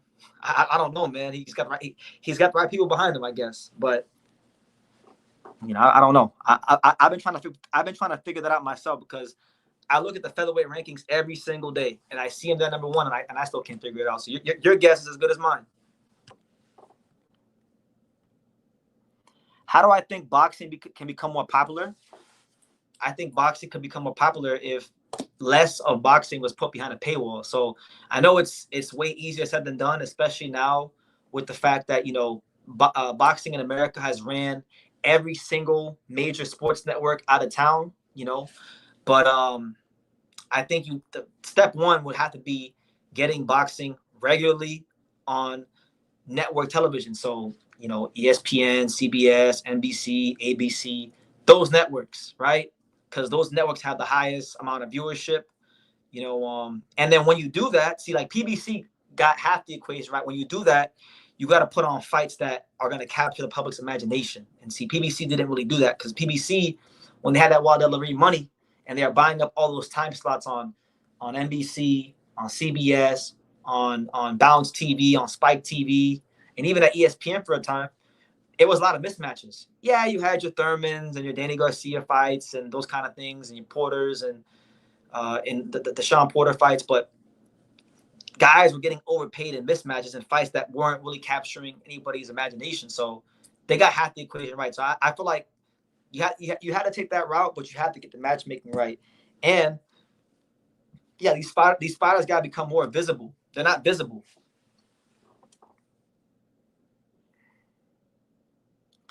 Which Japan prospects do you think have pound for pound list potential? Which 2?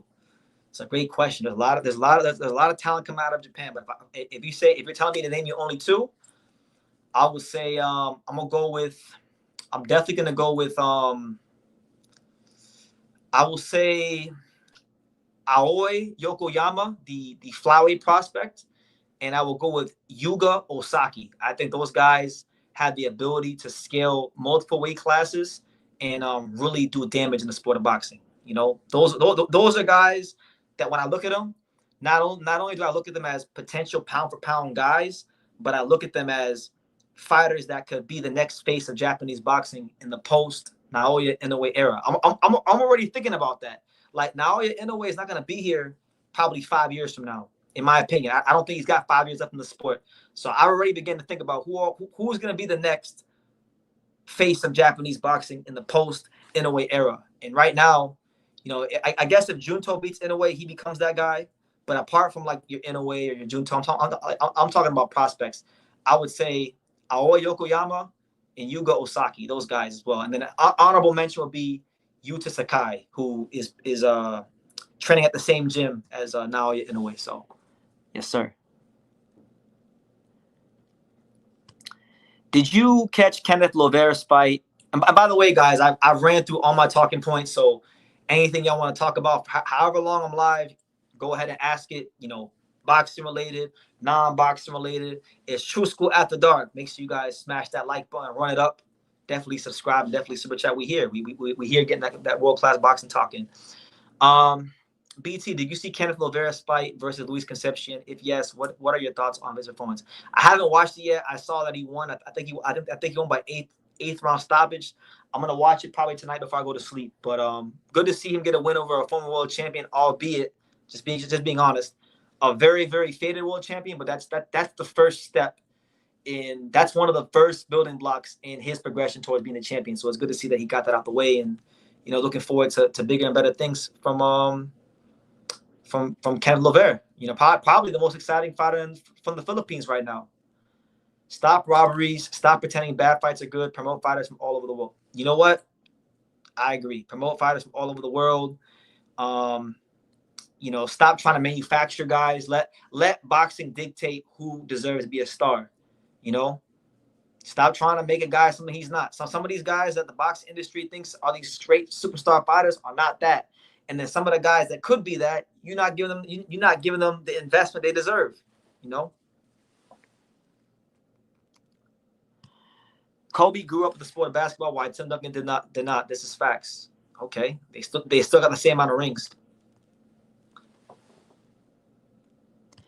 Tsutsumi is the future. Reito is very good. I like Reito. I'll put him in honorable mention too. But the guys I named, in terms of skills and talent, I class them higher. I feel like Reito is a very good counter puncher, but I think he's got a steeper transition to the pros than the guys I named. Do I think Inoue can become 3-time undisputed? He's getting older, like you said, and he might not be around 5 years from now. I think Naoya Inoue is one of the all-time greats, and he's great. He's great enough to become a 3-time undisputed champion. But I will say that, like I've said many times, he has to really tighten up on his boxing and become more defensively responsible. We're going to learn a lot about how possible that is in these next 2 fights he has.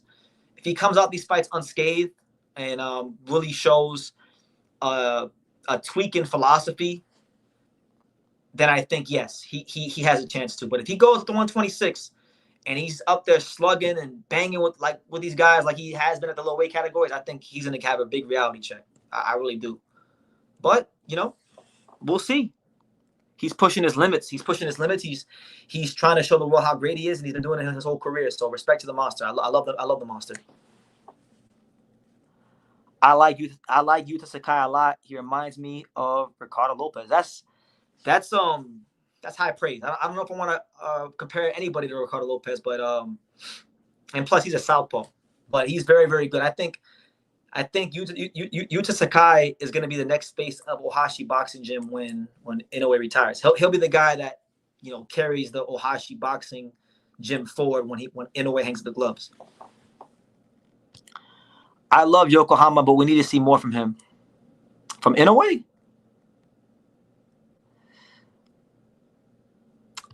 Why? How do you call Kobe overrated? Not listen. We're not going to talk about that here. Kobe had a better style. If they had the same amount of rings, Tim isn't that good either. Tim Duncan never missed the playoffs. Tim Duncan won 50 games every year. Tim Duncan literally was a top 5 MVP candidate his first year in the league. All right. Tim Duncan is the standard of consistent greatness in basketball. Like, he's everything you'd want a number 1 overall pick to be. That never got in trouble, never caused drama, consummate professional, leader, you know. Anyway, that's basketball talk.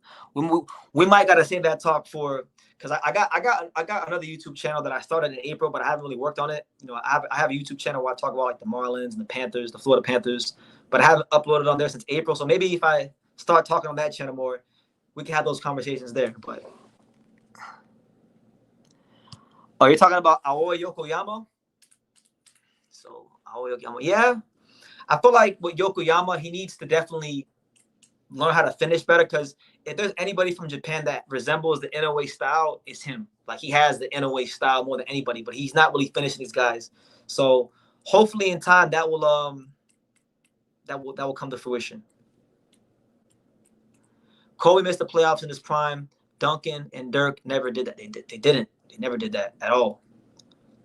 And then people want to say like, oh, like Tim Duncan had all this help, but meanwhile he had 3 rings before Ginobili or Parker even made an All-Star team. So all Parker and Ginobili did was just extend Tim Duncan's career. He didn't win because of those guys. Like his prime was extended because of those guys, but he was already a 3-time champion before Parker or Ginobili ever made an All-Star team. These are the facts.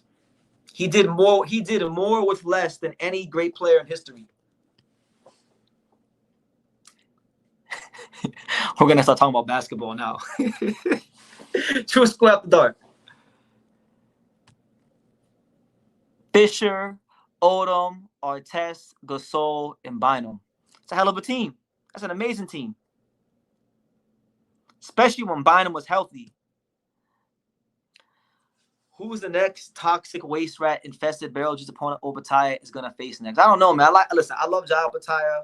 In the beginning, it was great. You know, the honeymoon stage was great when he got his jaw broke by Breedis in a classic fight and still won the title. But man, in between Breedis 1 and Breedis 2, it's just been a whole lot of nothing. So I don't even know. I'm not even bothering to look. Good luck to whoever it is he's fighting, but I'm sure it's not nobody worth talking about.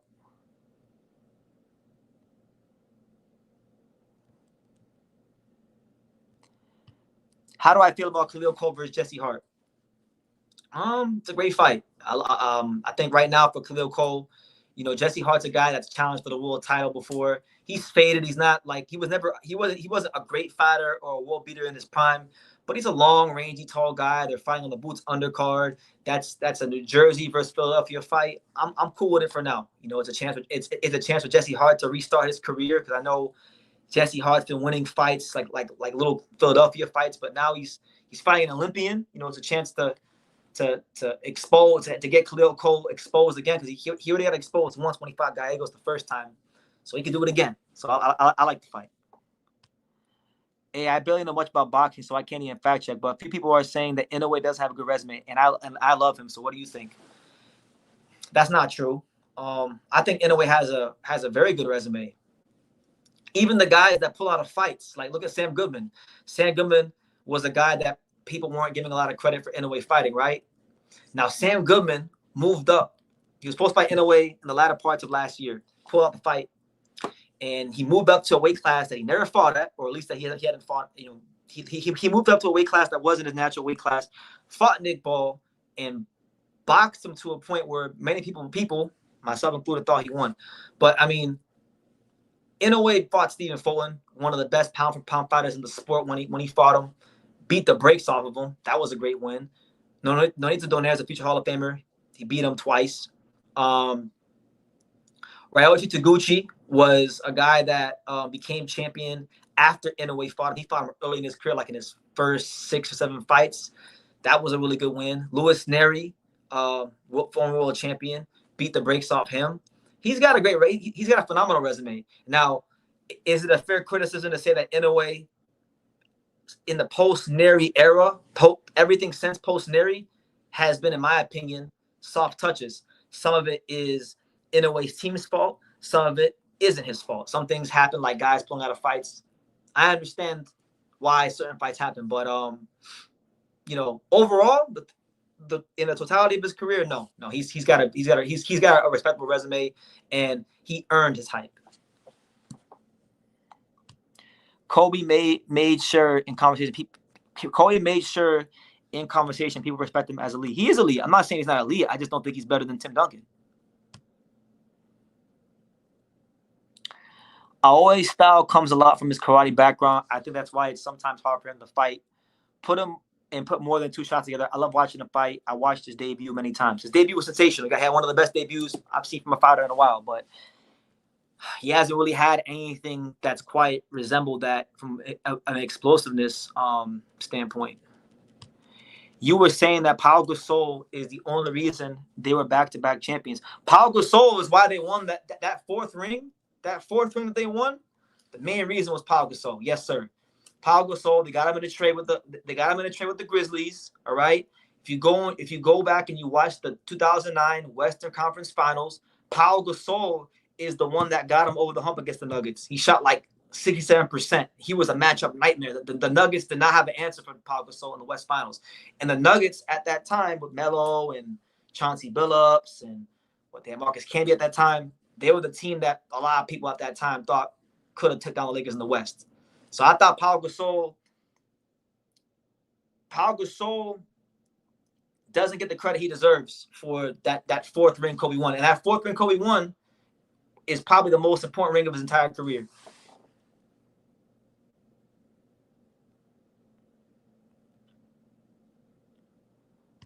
I feel like Cheslack and Obatai would be a good fight for Cheslack would be a good fight. Michael Cheslack. Yeah, why not? Cheslack's been in some good fights. He deserves it. Why not? Gotta do something, because I mean, Obatai, he's becoming the Jaron Ennis of cruiserweight. Like he had two very good fights against Breeders, but everything outside of that, some of it is his fault. The other part of it, I think, is now he's getting that good Saudi money, and he's fighting no hopers, so he's enjoying that, because he had promotional issues, and his career was at a standstill after the first Breeders fight. So I understand why he's moving, but at some point, his handlers, his team, got to find a way to get these deals done with the likes of Zoto Ramirez and the top guys. So that's where I'm at on that. Who do I think wins, Crawford or Canelo? I don't really care, if I'm honest. Like, I don't think it's going to be an exciting fight. I hope it is for the sake of boxing. Right now, I'm leaning towards Canelo by decision. I really think it's going to be Canelo by decision. UD split a majority, some form of a decision, Canelo. But I don't think it's going to be an exciting fight. I think you're going to get a lot of casuals that tune into the fight, and they're going to be very disappointed, and they're going to say, damn, this is the best boxing has to offer. This 37-year-old guy, and Canelo's like, 34, 35. Like, I just feel like both of them are going to be looking to counterpunch. Crawford's going to be slow and sluggish. You're not going to get a whole lot of moments in that fight. You're not going to get a whole lot of great exchanges. But I want to be wrong. Like, I don't really care who wins, but I hope for the sake of boxing, right, that it's a good fight.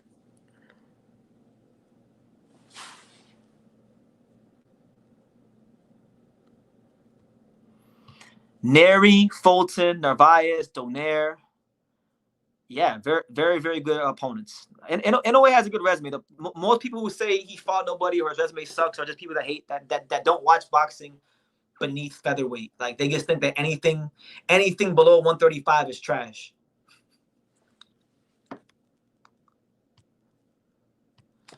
The Brandon Adams Boychuk rematch would be good. Yeah, they're that fight got reported that it got made. I actually talked to Boychuk yesterday. I'm supposed to interview him soon. He said he wants to wait for the fight to get officially announced before we do the interview. So it's been reported, but I'm waiting for that official announcement, BT, you sound silly. Bud and Canelo fights are entertaining at high level. You think Canelo's recent fights have been entertaining? So you think William Skull was entertaining? You think Berlanga was entertaining? Listen, if you think those fights were entertaining, that's your prerogative. I don't think it was entertaining. You thought Majimov? Don't get me started on Majimov. 99% of Conrad's fights have been entertaining, but if I'm going off of his last fight, which is Majimov, the highest weight category he's ever fought at, fight was boring. I mean, I didn't think Majimov was exciting. I didn't think the Skull fight was exciting, and I covered the Berlanga fight, and I didn't think it was that exciting of a fight. So if you think those fights were exciting, that's your prerogative. But I guess we have different versions of what exciting is. Now, maybe early in their careers, maybe like in Canelo's case, 5 or 6 fights ago, and in Carver's case, 2 everything before Majimov, sure. But right recently, like last fight or last 2, nah, man. So do you think the fight will look like Charlo versus Canelo? Something very similar, yes. Yes, I do. I hope not, though. I really hope not. The other day, I saw some dudes say he won't be impressed by Inoue until he fights Tank. Isn't he like 2 or 3 classes over him? Yeah. Inoue's at 122. Tank's at 135. So you're talking about 126. He's 3 weight classes above Inoue. So that's anybody who says that, there's nothing Inoue can do to please them. Because I'll tell you guys, as someone who has physically seen Inoue, I'm talking about I've stood 5 feet from Inoue, seen him in person. I've seen Inoue in person this year, like what, 3 or 4 times. I saw him at Ohashi Gym as early as back in June. He is not big for featherweight. Like, I'm questioning every time I see him in person, I have more and more doubt that he's gonna be a featherweight, right? So the fact that he's moved up this high, it's an accomplishment in itself. Because really, he's not he's gonna be a minusculely small featherweight. And the only reason why people give him such a chance to do great at featherweight is because he's that special of a fighter in terms of ability. But yeah, I don't think he's gonna go past featherweight. You're not going to compare Skull's efforts to Bud, are you? I mean, I can't compare Skull and Bud, but what I can do is, because you're talking about an excitement. Bro, Majimov and Crawford was a boring fight. I was there in person. It was not an exciting fight. And that's the highest weight category Crawford's ever fought at. And you mean to tell me he's gonna scale 2 weight classes higher, and he's gonna do more than he did in the Majimov fight? I'm sorry. I just don't believe it. He's gonna have to show me. BT, who's that welterweight from Kazakhstan, Uzbekistan that just got back active? He made a video about him. He should fight Vernon Brown. You're talking about Daniel? Are you talking about Daniel Lusinov? Is that who you're speaking about? If that's who you're speaking about, him and Vernon Brown will be a good fight. Vernon Brown just beat the brakes off of Gore Yortisian, who was a good fighter. I think Gore Yortisian was like 17-1 or 22-1. He had a good record. He had a whole bunch of wins with 1 loss.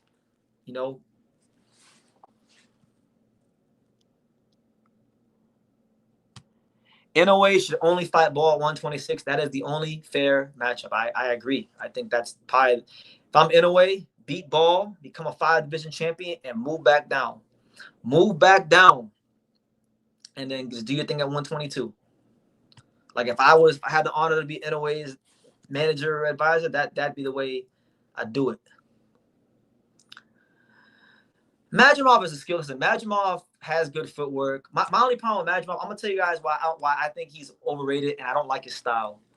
I feel like Majimov can punch. I feel like he has a lot of ability, but Majimov, I feel like he over feints. Like he feints too damn much. Like, I would like to see Majimov be more offensive and a little bit less herky jerky. And I feel like he's herky jerky to the point where it's like, bro, you're not getting no offense off, and you're doing a whole lot of posturing. He's got above average pop. He's got very good footwork, but the fact that just so much time and emphasis is put on being this so herky jerky and stuff, I hate it. I hate his style. And that's what it is. But I don't think he's a bad fighter. I don't think I actually think he has a lot of ability. It's just his style and the way he fights pisses me off. And people like to act like he's this killer because everyone acts like all these Central Asians and all these Russians and all these Eastern Europeans are all killers, and that's not true.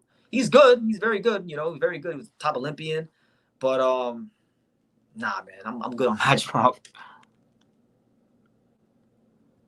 Harold says, "Do you think LeBron is better than Kobe? You think LeBron is better than Kobe? I do think LeBron is better than Kobe. Yes, sir. I definitely do.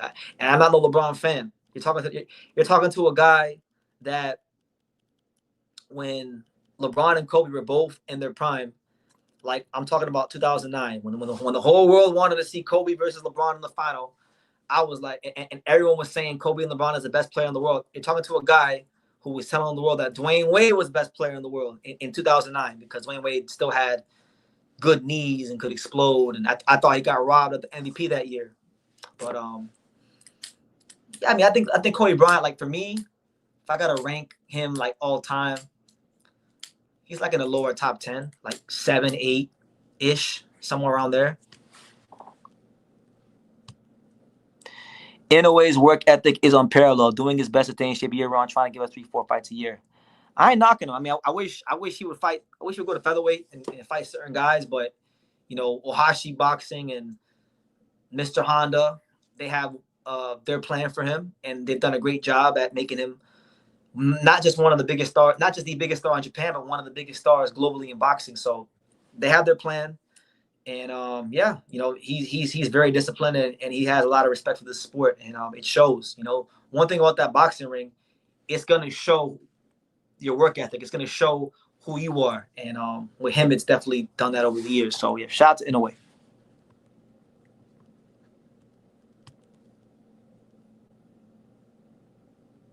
That's another thing too. Great point, Harold.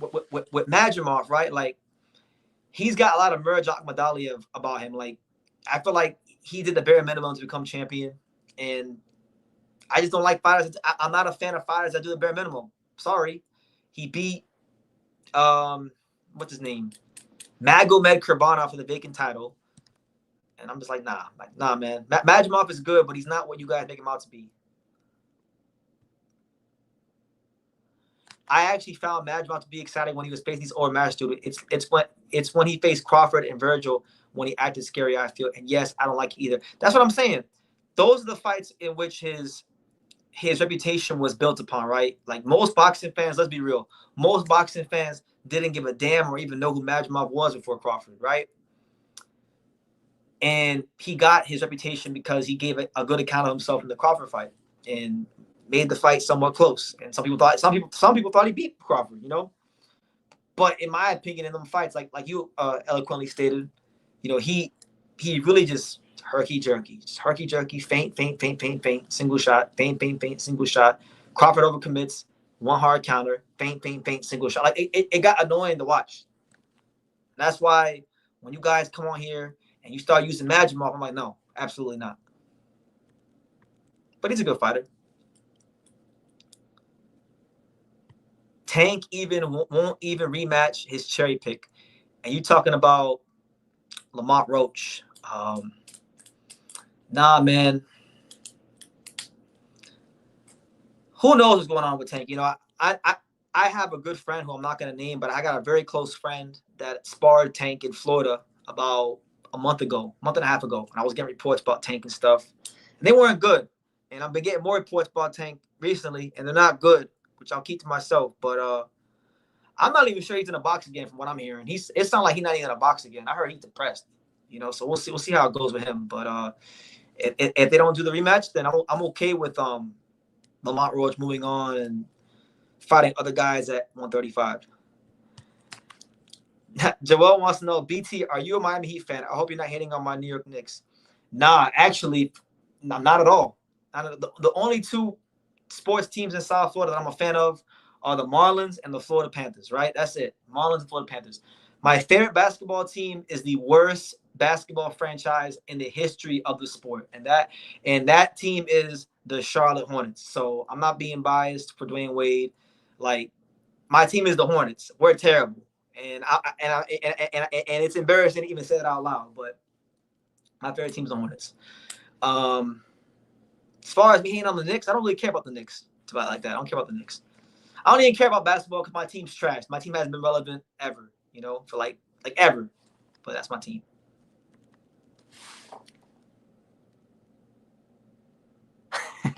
Do you guys think Tank created a dance partner? That's what happened with him not being able to really beat the brakes off Royce like he was expected to. They created a dance partner on accident. Madrimov was overhyped by Crawford fans. In reality, it exposed Crawford's skill level. Quite possibly, we're going to see on September 16th. Where is Pops from? I wouldn't say he's from Florida. No, my dad's not from Florida. My dad was born in Puerto Rico. He was born in Puerto Rico. When he came to America, he lived in Jersey City, New Jersey. Then after that, he moved to Massachusetts. He spent a good amount of time in Massachusetts, like Lowell, Lawrence, Chelmsford area. Then when my dad was like 13 or 14, he moved down to South Florida, right? And then he went to the Army, and he spent a lot of time in South Florida. He loved South Florida, so that's where I grew up. But I was born in North Carolina. We moved to South Florida when I was like 1 or 2. So if you're asking why I like the Hornets, it's because I got connections to North Carolina. But they're terrible.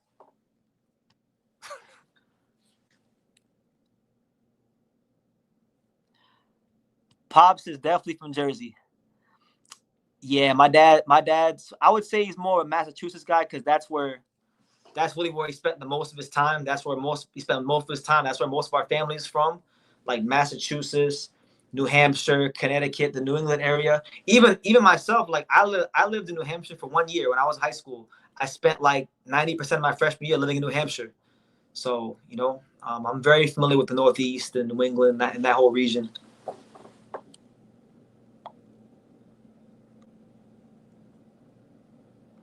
That would have been a good rematch. What did he have wrong with him? What did Fierro have wrong with him? By the way, shout out to everybody here who's still rocking me There's 34 of you guys here. Thank you guys for tuning in to True School After Dark. It's almost midnight. We're almost 2 hours in, so I'm probably gonna be on here for like 10, maybe 15 more minutes, and then I'm gonna wrap it up. But it's been a hell of a live so far. I can't believe I'm this awake. Now I see why people drink coffee when you got to get certain tasks done. I'm at that age now where coffee is a necessity. Coffee's paying off. Cuban coffee is why these lives are happening. So shout out to Cuban coffee. I take a whole cup of Cuban coffee right before I come on here. Big old cup.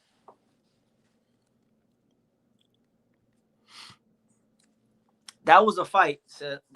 As you know, David. That was a fight that when the last time I interviewed Eddie Hearn, that was a fight that I was asking him about.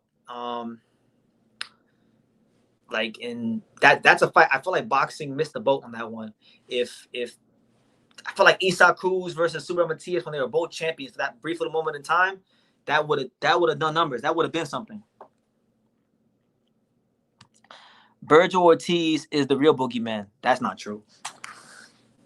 They want to make him out to be one, but he won't pull nobody's card. He the non-world champion, that's trying to dictate the champions. That's not what boogeymen do. To be honest with you, I don't even believe in boogeymen in boxing. I used to think that certain fighters are boogeymen.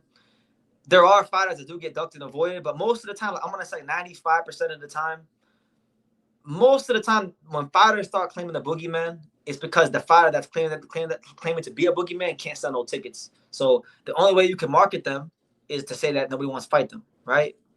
There's special cases, but I'm to a point where I don't believe in boogeymen in boxing. I know it. Nah, I don't. How can he be a boogeyman when Xander Zayas said yes to him 2 times and he refuses to step up to the plate? I'm sitting here waiting. Like, he went and he fought Madrimov when Xander didn't have a belt. That did nothing for his career, unfortunately. Got him an interim title belt, and here he is. He's trying to get a Xander fight, but he's not in position to dictate. Then they made a offer, so to speak, and you try to force the champion into a fight, and that's just not how it works. So it's like. And Xander said yes. Xander didn't tell you no. Xander said yes. He said, just come to Puerto Rico. I said, just come to Puerto Rico. You're going to be the favorite. So if you really like that, get your passport ready or do whatever you got to do. go beat the freaking brakes off Xander and get the belt off him if it's that easy. But the thing is, like, Robert Garcia is not stupid. Like, Golden Boy's not stupid. They know that's a difficult fight for Vergil because they watched the Boa Chuck fight and they're smart people, you know. So they're gonna use this for publicity. Xander will or Vergil will fight probably a guy like Luben, right? And I think he'll beat Luben, and it'll be a great performance. It'll be a great win for the resume, and then he will, and then Xander will probably fight Josh Kelly in Puerto Rico, and he'll beat him too because he's better than Josh Kelly, and the fight will get bigger, and maybe if we're lucky, maybe by this time next year in 2026 it can happen. Anyway, shout out to my man Garcia Boxing versus the World. That is I'm gonna say that's my boy Sam Garcia. If it's you, Sam, good to see you, champ. He says cheers, bro. If that's you, Sam, cheers to you, man. He's in the gym with Robert Garcia. Like, I wonder what his take on the whole Vergil thing is. Because I don't know if you heard my take on it, Sam, if that is you. I think Vergil is willing to fight Xander, but I just think that they're doing too much, man. Just take the damn fight. Do what you got to do. Beat him. You're going to be the favorite. Even I'm going to favor you. Like, I don't agree with how they're going about it, but I'm going to favor Vergil because he's more he's too physically mature and experienced for Xander right now, in my opinion. But I still think it's a good fight.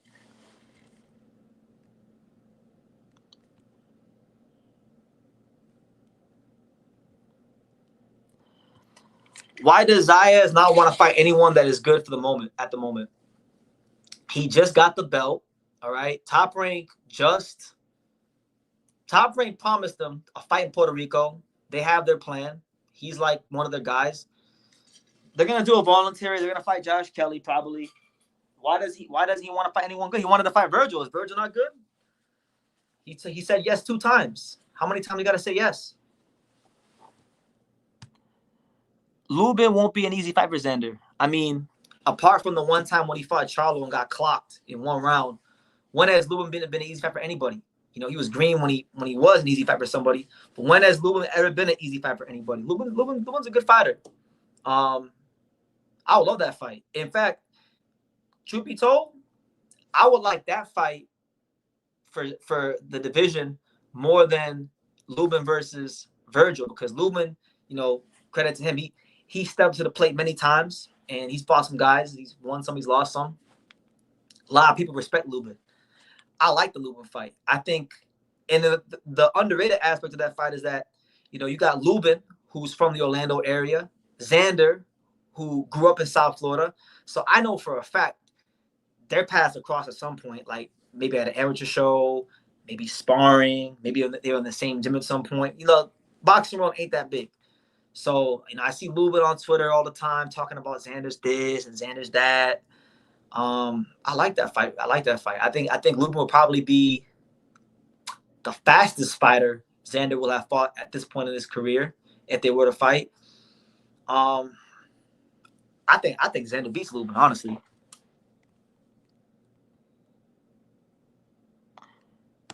Beats, you want Luben versus Zayas over Vergil versus Zayas? I never said that. But I like the fight. No. I said I like the Luben Zayas fight more than Vergil versus Luben. If we're talking about Luben versus both of them, I like Luben versus Zayas because I think Luben versus Zayas is a more competitive fight. I think Vergil's gonna beat the brakes off Luben. Honestly, I would like to see Zayas fight Luben because Luben is a fighter that I think would give more credibility and prove more to people that don't believe in him. So why not do that fight? Xander is built with the top-ranked formula BT. Do you think Xander is another Verdejo or Machado? How could he be another Verdejo or Machado? Verdejo didn't win a world title. When Verdejo started stepping up to the gatekeeper level, I remember this because he fought on the undercard of Crawford versus Hank Lundy. I covered that fight. I was in New York City. He struggled at the gatekeeper level against William Silva, and it was all downhill from there. Then he got his ass kicked a couple years after that against Antonio Losada. So he can't be another Verdejo because Xander passed the test that Verdejo got. Xander passed those tests against better fighters with flying colors. So no, I don't think he's a hype job like Verdejo, and I don't think he's a hype job like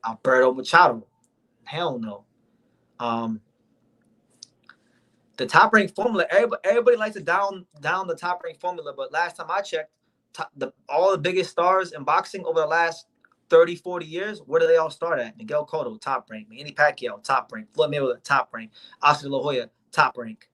You know, they're all damn near all of them is top rank fighters. Terrence Crawford, top rank. So people talk bad about top rank, but top rank knows a thing or two about what they're doing.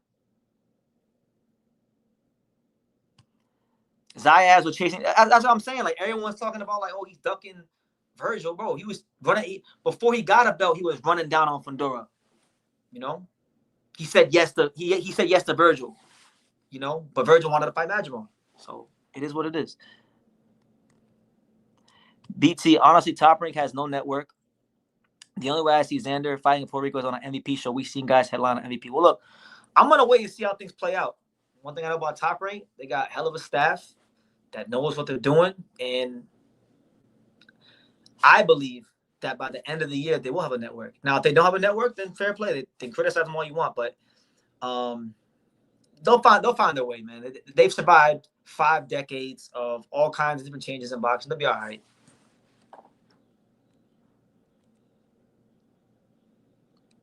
That's what I'm saying. Like, you can't compare Vergil to Xander. Xander beat some good fighters on the way up. It's just that he did it so easily that nobody likes to give him credit because it's not cool to say Xander Zayas beat some good fighters on the way up. It's just so much easier to say, yo, he beat a bunch of bums and he sucks and he's a hype job, because that's what everybody wants to say.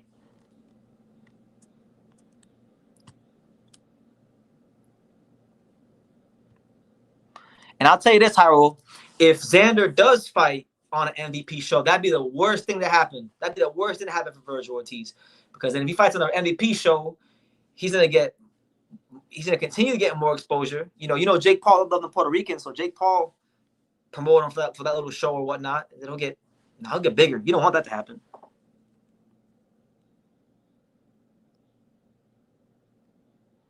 Vergil was as soft as cotton. Yeah, I like Vergil. I had very high hopes for him, but it was actually very evident very early on that Vergil was not going to really amount to much in the pros. Like, the minute he fought William Silva on the undercard of Terrence Crawford versus Hank Lundy, which I believe was that was February of 2016. That was the first time I ever went to New York City for that card. Covered it. The minute he fought him, and then Top Rank really started matching him down in competition, because Top Rank used to have the little cards on True TV, the Top Rank Knockout Series. I think that's what it was called. And he fought this I forgot the guy's name, but he fought this one guy who was like a hairdresser, guy that was a can. They found a can for him in Puerto Rico, and he still looked bad in that fight. He could have put together a good performance if his life depended on it after the William Silva fight. Then he got beat up and exposed by Antonio Losada. Then, even after that, he got exposed again by Masayoshi Nakatani a couple years after that. So it's like, no, he wasn't like that. You're talking stars from damn near 20 years ago. We're talking about the stars they have now. Top Rank issue is that they didn't make any stars now. What are you talking about? I named a star. I named you Terrence Crawford. The one half of the biggest fight of 2025 is a guy who is primarily built on Top Rank. So what are you talking about? Terrence Crawford wouldn't even be anywhere close to where he's at in boxing if it wasn't for Top Rank and him consistently fighting on the ESPN platform. His viewership did very good on ESPN when he fought guys like Porter and Brook and those kind of guys. Nah, man. The biggest fight of 2025, one half of that fight between Canelo and Crawford is a guy that was primarily built on Top Rank. So what are you talking about? I don't know what's gonna happen with Shakur. When it comes to those guys at 35, like when it comes to the quote-unquote 4 kings, like T.O., Tank, Ryan, and even Devin most of the time. Devin right now is probably I got nothing but good things to say about Devin, because he's fighting Brian Owen Jr., so he's getting all the credit in the world for stepping up to the plate. But for the majority of all 4 of those guys' careers, like I've always been kind of like, I always expect the worst, right? I'm waiting for Shakur to fight like Tio's probably, because I don't think Shakur versus Tank ever happens. Tank, I'm not sure if Tank even ever boxes again. From what I've been hearing, I'm not gonna say what I heard, but from what I've been hearing, man, I'm really questioning if Tank is in a box again, because it sounds like he got real life issues, he got to straighten out. That being said, if that's the case, if what I'm hearing is true, then I think that Shakur versus Tio becomes the fight to make in the division for those guys.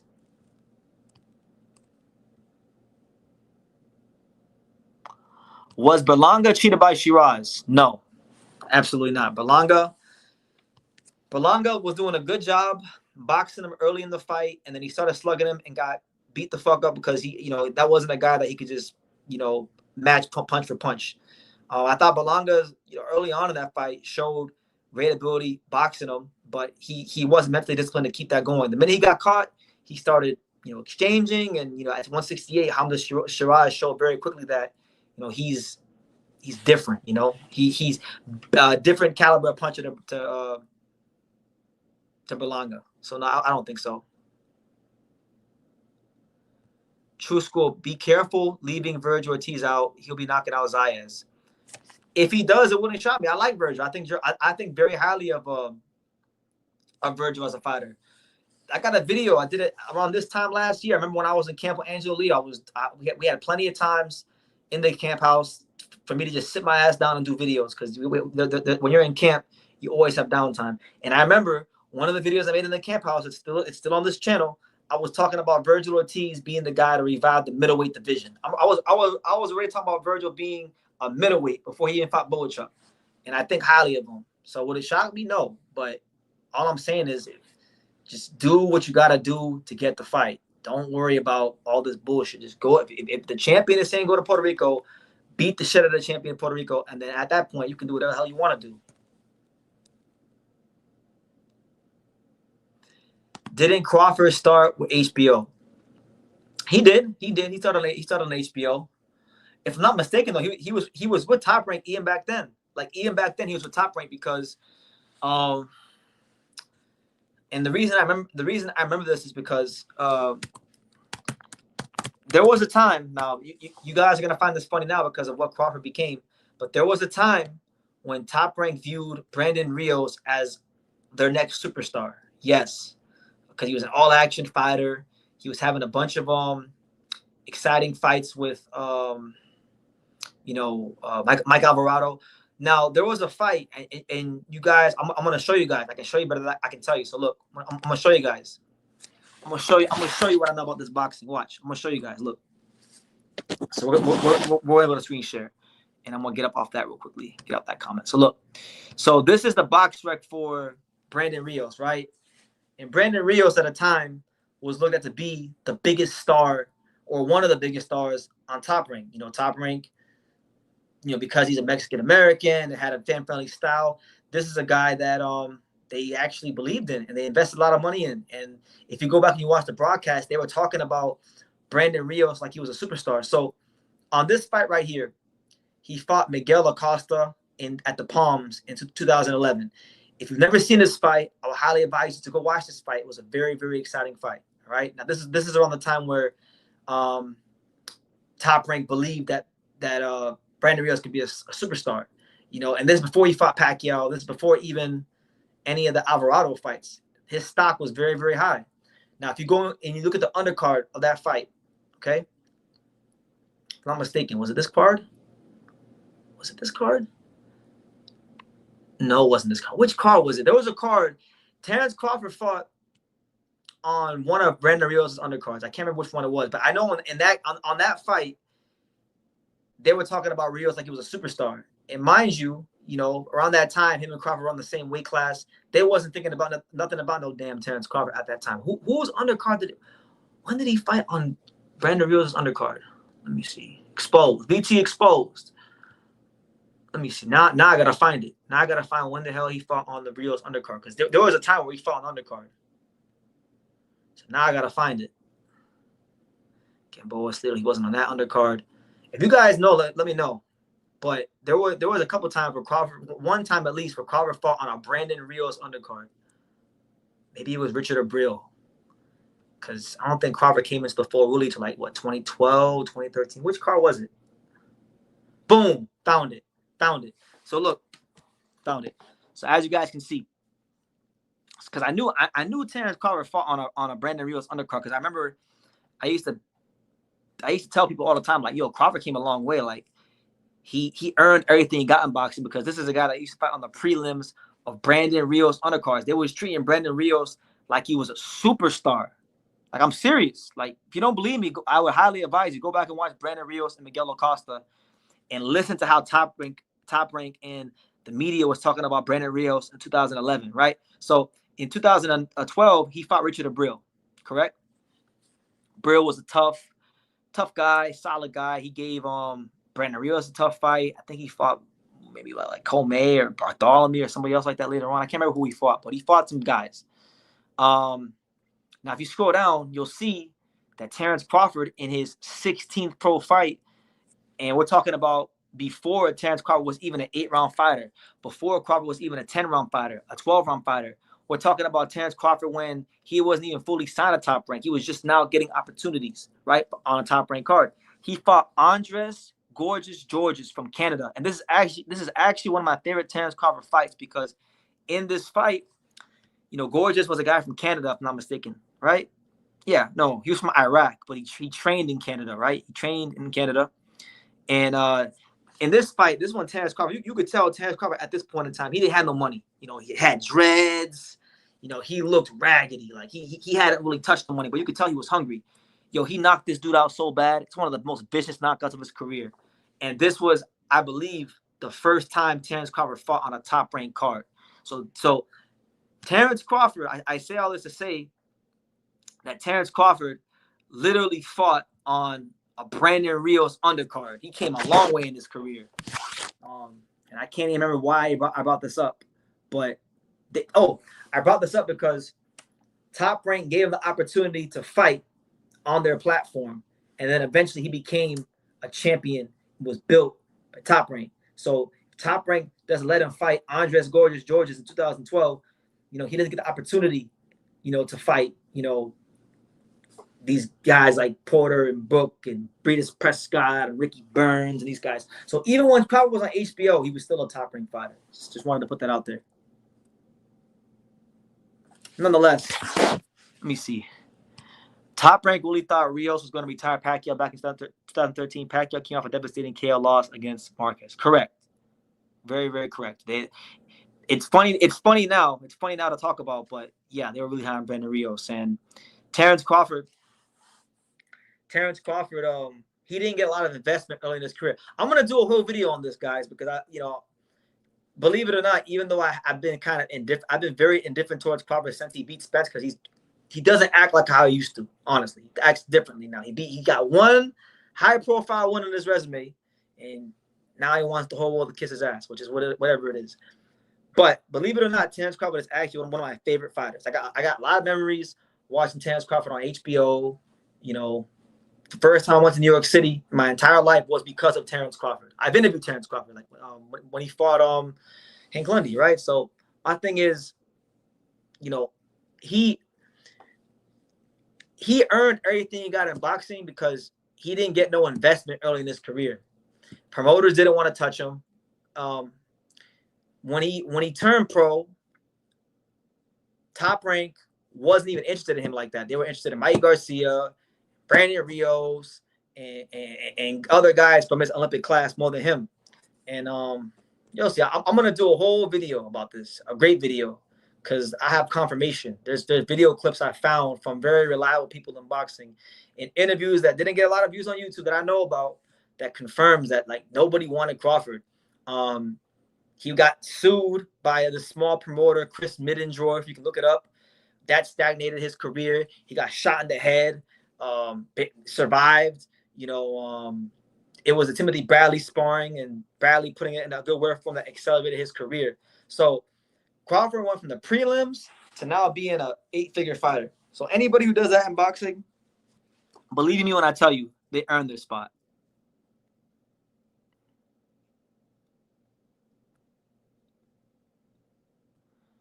Right, you take on all comers and work up to being him. The Vergil Boots, DuckTales is woohoo crazy. Yeah, that's why like we're like probably another 3 or 4 months of this with Vergil and Boots and how they're moving, and they're gonna start to reach like, Crawford Spence territory when they were fighting each other.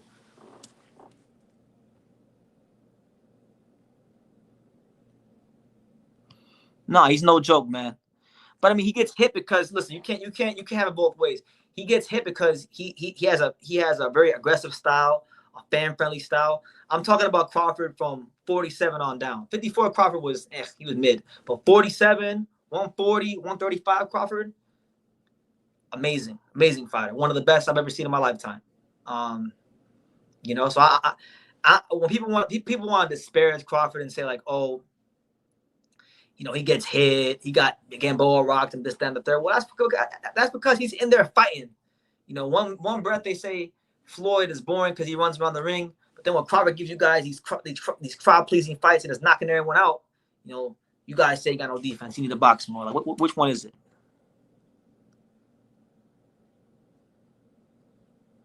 Crawford versus Lundy was one of the part. Oh my God! Listen, I covered that fight to this day. It's one of the most. It's one of my favorite fights I've ever covered. Because it was my first time going to New York. I was 21 at the time. It was my first experience of covering like what you would call big time boxing.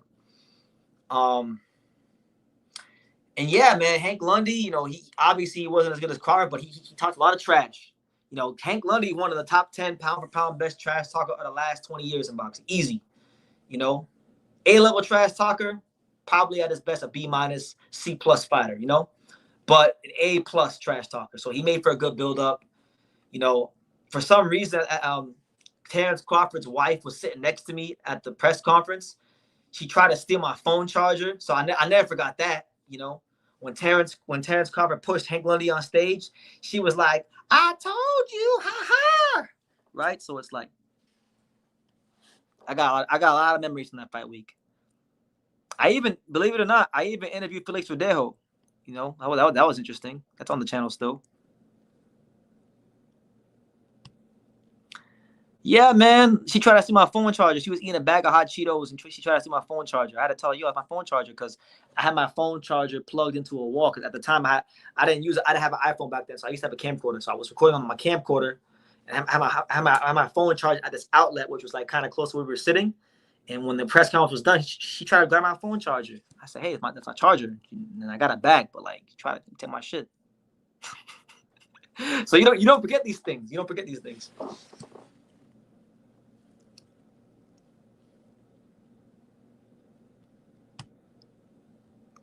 I've been a Crawford fan ever since he stepped up for the press conference fight. Yeah, man, hell of a fight. I think the first time I watched Crawford fight was when he fought. Who was that guy? He fought on the Cotto. He fought in Orlando. Who was the guy he fought in Orlando? Who was the guy Crawford fought in Orlando? He fought on a Miguel Cotto undercard, and he fought a guy. I'm gonna say maybe Andre Klimov. Let me see. Let me fact check myself. Let's see. Let's go to screen share. Let's fact check. Look. Because the first time I remember watching Crawford fight was, I'm going to say it was maybe Andre Klimov, which I can't remember if that was before or after Prescott. We're going to go ahead and look. So when he fought Klimov, when did he fight Klimov? So that was actually, no. Oh, you know what? Actually, no. It wasn't the Klimov fight. It was this fight. It was the Alejandro Sanabria fight. So I was in high school. I remember I didn't watch. I saw highlights of the Prescott fight, but the first time I watched Crawford fight like on TV or anything like that was when he fought this guy right here. When he fought Alejandro Sanabria, and he beat the shit out of him. I remember that. That's an underrated Crawford fight, and Sanabria had a good record. He was 34-1-1. That was when he fought the WBO NABO title. It was on the undercard of Mikey Garcia versus Juan Lopez, right? And that was one of the legacy fights in Mikey Garcia's career. So yeah, man, I remember that fight very, very well. And, just that whole era from Sanabria all the way up to like, I would say probably Jeff Horn. That was like the time I enjoyed Crawford's career the most. It was really, really fun to talk about him. And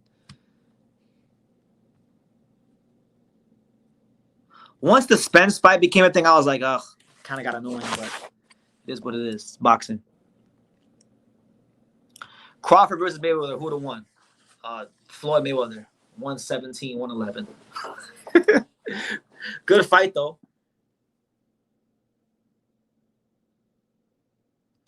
Without Spence Crawford, he wouldn't have gotten big-headed and cheated on his girl. I've got no comment about that. I'm not in any position to talk about any other guy and his relationship. That's his business. Fundora, Charlo, and Vergil have declined to fight him at one point. Fundora, Charlo, and Vergil have all declined to fight. What, Crawford? Sounds about right.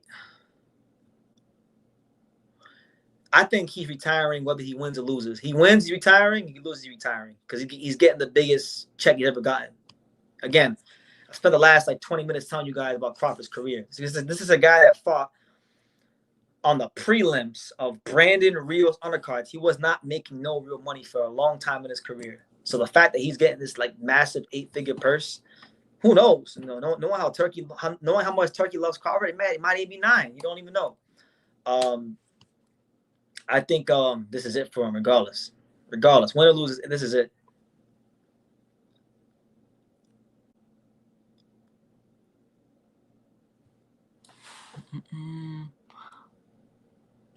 He's still a great finisher, but I mean, he didn't really finish anything at 54. And considering he's putting on 14 more pounds, it's a tough ask, especially when you consider Canelo's chin. Canelo's probably got the best chin in the game. My man right here says Floyd over Bud at 135, Bud over Floyd at 147, maybe. Yeah, listen, at 135, I got Floyd by stoppage. 135, 140, I got Floyd by stoppage over Crawford. At 47, Crawford could have done something with Floyd, maybe, but I still think you get outboxed.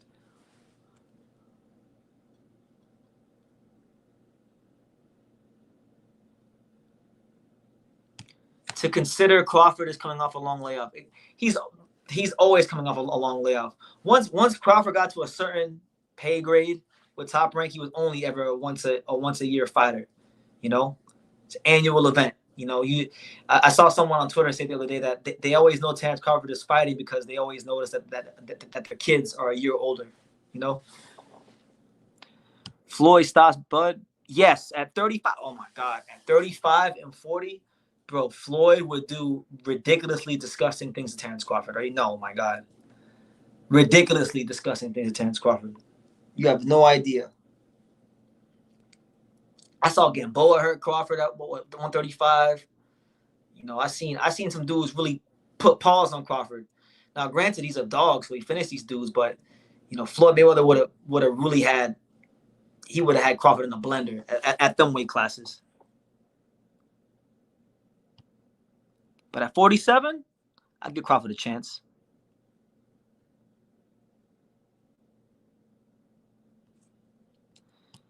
Salvador Sanchez versus Floyd at 130. That's a fight. That's a fight right there. At 130? Did Salvador ever fight at 130? Only did he fight at 130? I know he fought at what? Because he fought. I know he was gonna fight Arguello. I think Arguello was at 130. Gomez came up from 122, if I'm not mistaken. And I think he was at featherweight. So I don't know about that one. Money still got him. It'll be worse than the Zab fight. Yeah, I don't listen, man. People I'm laughing. I'm laughing at people saying oh, if Crawford beats Canelo, this proves that he's better than Floyd. No, it doesn't. Floyd already beat Canelo I don't know how many years ago.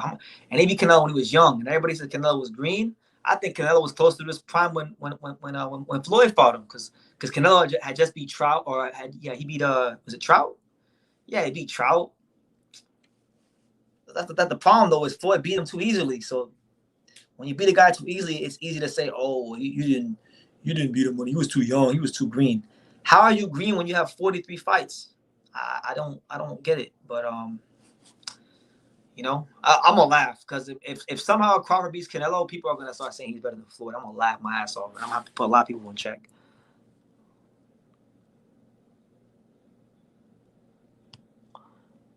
Neri versus Espinoza, Mexican Classic, could be. Could be, man. I don't know. I don't know about that one. I don't see how it isn't. I mean, I don't think any one of those guys is gonna come to box. So someone's getting put out. You know, Neri only knows to come forward, and Espinoza has some of the densest bones in the whole sport of boxing. So someone's getting hurt. You're right. The Canelo at 154 would have beat Andre. Then he should have fought him. He should have tried to fight him when he was champion and when Andre was champion and Canelo didn't have a belt. But that's neither here nor there. In my opinion, Floyd lost to Castillo at 135. Yeah, it was a toss-up fight. I'm mad at it.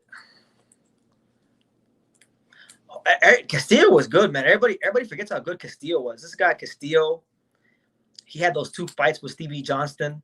Stevie Johnston was another forgotten champion that was really good at the time.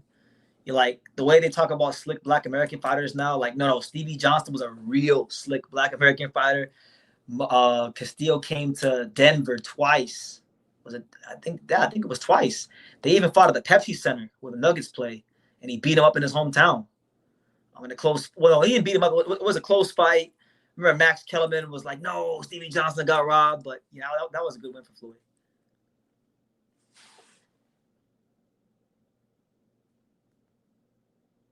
But guys, look, on that note, it's like 12:30. I've had a pleasure. It's been a blast. Thank you to everybody who's supported and whatnot. Like we got like 2.5 hours in and talked some boxing, ran through some talking points. So listen, I'm gonna get up off here.